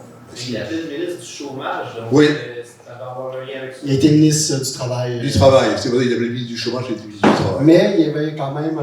Alors, j'ai lu, il défend ardemment la classe ouvrière, parce que j'ai lu sa bio récemment, là, puis vraiment, il était quand même plus proche de la classe ouvrière qu'on pense. Alors, le seul truc, c'est qu'il appelait le pourri aussi, parce qu'il avait une réputation d'avoir des liens avec la mafia. Ce qu'on sait, parce qu'il y a eu, après sa mort, donc il ne peut pas vraiment être poursuivi, mais il y a une commission d'enquête, parce qu'il y a des gens qui ont dit de sa famille, en disant, mais on veut le laver. La commission d'enquête a comme dit, lui, il n'est pas lié avec sa mafia, mais ses organisateurs de la campagne interne au Parti libéral, eux, ont rencontré les gens de la mafia. Donc, voilà, lui n'était pas en lien avec la mafia, mais par contre, les gens qui organisaient sa campagne, parce que l'establishment du Parti libéral a pris très vite le parti de Bourassa, qui était un économiste et puis qui était vraiment dans la ligne, et donc ils ont asphyxié financièrement Laporte. Et donc Laporte a été chercher de l'argent ailleurs, il a cherché de l'argent auprès du crime organisé. Alors lui a toujours dit, mais moi je m'en suis jamais occupé, mais on sait très bien comment ça fonctionne. Il a dit à ses subordonnés, trouvez-moi de l'argent, et puis mais je veux pas savoir d'où ça vient. Puis en fait, la mafia a rien donné, parce que, je ne me rappelle plus du nom du mafieux, mais il savait déjà que c'est Bourassa qui allait gagner, ça ne donnait rien de donner de l'argent à la porte. Ça, par contre, j'ignorais ce détail, je n'avais pas tout à fait. Voilà. Enfin, en tout cas, voilà. Mais c'est un personnage plus complexe qu'on pense, Laporte. C'est pas juste c'est pas juste un pont. Il y a un film qui est très drôle. Je ne sais plus quel film, mais ça, je l'avais fait mourir de rire. C'est une série, je crois, où il y a un type qui, justement, après l'enlèvement de Laporte, t'as le Premier ministre qui dit alors qu'est-ce qu'on fait? Et l'autre il répond trouvez-moi un pont. Alors qu'il est encore en vie. Hein. Et le négocier, il dit trouvez-moi un pont, le pont Pierre Laporte. Le Premier ministre, il dit, au lieu de négocier, il dit trouvez-moi un pont. J'ai trouvé ça très très drôle parce que ça voulait vraiment tout dire. Trouvez-moi un pont. Est-ce qu'il y a d'autres interventions, Guy? Juste une petite intervention, pas trop rallonger, parce que je fais du pouce sur ce que Réal dit. Je trouve que ce qui peut être intéressant de faire ressortir et qui ne sort pas assez, c'est la guerre. Ceux qui connaissent le Québec, là, c'est probablement compliqué. Il y a du monde qui sont morts au Patriote. Puis après ça, il y en a un autre qui est mort sur un coin de vitre, qu'on n'est pas trop sûr si c'est lui qui s'est accroché dans la vitre ou en tout cas. Ah non, mais ça on sait, c'est lui. Il a tenté de s'évader. Ça, on sait, ça. Fait que, il y a ça de mort au Québec depuis. Puis là, on ne parle pas de l'histoire des ouvriers de 1900 à 1960. Il y a du monde qui sont morts hein, au niveau des travailleurs de la construction, en tout cas. Bon. Mais de façon politique. Alors, le FLQ, là, je l'explique, c'est 10 morts. Hein. Oui. C'est 10 personnes qui sont mortes dans l'histoire. Mais par accident, là. Oui, par accident. Enfin, il y a donc 4 feltistes. Hein. On est sur le dimanche, il y a 4 feltistes. Il y a François-Mario Bachand, il y a Gilles Legault qui s'est pendu, il y a Jean Corbeau qui a sauté avec sa bombe, et il y a Pierre-Louis Bourret qui a été le dernier, qui a été tué en 71 à Mascouche, suite à un hold-up. Il y avait un policier qui était là, qui a armé, qui a tiré sur la voiture, et il s'est pris une balle dans la tête. Fait que moi, ce que je veux en venir, c'est que souvent, justement, on fait ressortir l'aspect que les felkistes, qui étaient naïfs, que c'était des ticounes, je ne sais pas trop où, là, on l'explique, mais tout ça. Mais je trouve que ce qui ne ressort pas assez, c'est toute la question que c'était des gens qui étaient très responsables, qui étaient politiquement adultes, puis qui ont conservé, ils ont vécu avant et après dans l'honneur. C'est des gens d'honneur. C'est pas des terroristes, c'est des gens qui ont vécu leur vie. Après ça, ils ont conservé leur mandat. Pour les connaître un peu. Moi, j'ai connu Paul parce que j'étais président à CSM. Puis Paul, il était conseiller syndical à la Fédération du commerce. J'ai connu un peu les autres. Là, puis Félix, là, mais Félix, lui, il a rien vu, mais en tout cas. C'est des gens qui ont du cran, qui ont du courage. Ben écoute, si je prends juste Paul, que j'ai connu plus d'un conseil confédéraux, écoute, c'était le moins tannant de la gang. Hein. Tu sais, il faisait sa job, puis c'était quelqu'un qui avait des idées, qui les émettait, mais de façon super. Puis pour l'avoir maintenu, cette conviction, ou cette. Je ne sais pas trop comment dire ça, moi je trouve que c'est des gens d'honneur qui ne ressortent pas assez. Puis les Québécois, ben, on est un peu comme ça. Tu sais, on fait des gestes politiquement importants. On a l'air un peu ticoune. Mais dans le fond, on n'est pas ticoune partout, on est du monde. Non. Si j'arrête quoi, puis, tu sais, je connais un peu toute la gang, pas toute la gang, là, mais je regardais leur. Tu sais, il y en a un qui est éditeur, il y en a un autre ils ont tous fait des vies. Puis en plus, Jean Croze, pour avoir vu le dernier. Dernier felkiste? Ouais, dernier felkiste. Il dit rien. Oui, c'est un taiseux, Jacques Rose. Hein? Jacques Rose, il dit rarement rien. Il parle peu. Ah non, mais il faut le faire. Puis l'autre, là, le monsieur que vous avez dit sur le coin de la table, là, sur le coin de la table, c'est un, je sais pas, il m'a l'air d'être un ouvrier, je ne sais pas trop, mais avec une conviction profonde qui ne dira pas un estime mot. Ils ont posé des gestes importants, ils n'ont pas fait de capital politique avec ça. Jacques Rose répond exactement, ça appartient au fond. Quand Félix lui dit, mais qu'est-ce qui s'est passé et tout, il dit, ça appartient au front. Ça appartient au front et FLQ. Moi, je pense qu'il faut en être fier, tu sais, mais que ça ne sorte pas assez. Mais c'est intéressant votre témoignage sur Paul. Moi, Paul et Jacques, je ne les connais pas. Je les ai jamais rencontrés. Mais sur Francis Simard, moi j'ai été fasciné par ce type qui vient d'un milieu ouvrier, mais qui s'est formé en prison, puis formé par son expérience.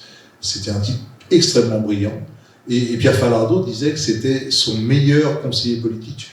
Parce que Pierre Falardeau, c'est pas n'importe qui quand même, hein, c'est quelqu'un qui a des études d'anthropologie, machin. Et il dit, moi j'ai été fasciné par aussi, quand j'ai été voir en prison Francis Simard, de sa réflexion politique, de son analyse. Et moi je sais que Pierre, même Francis était de ce point de vue-là supérieur à Pierre.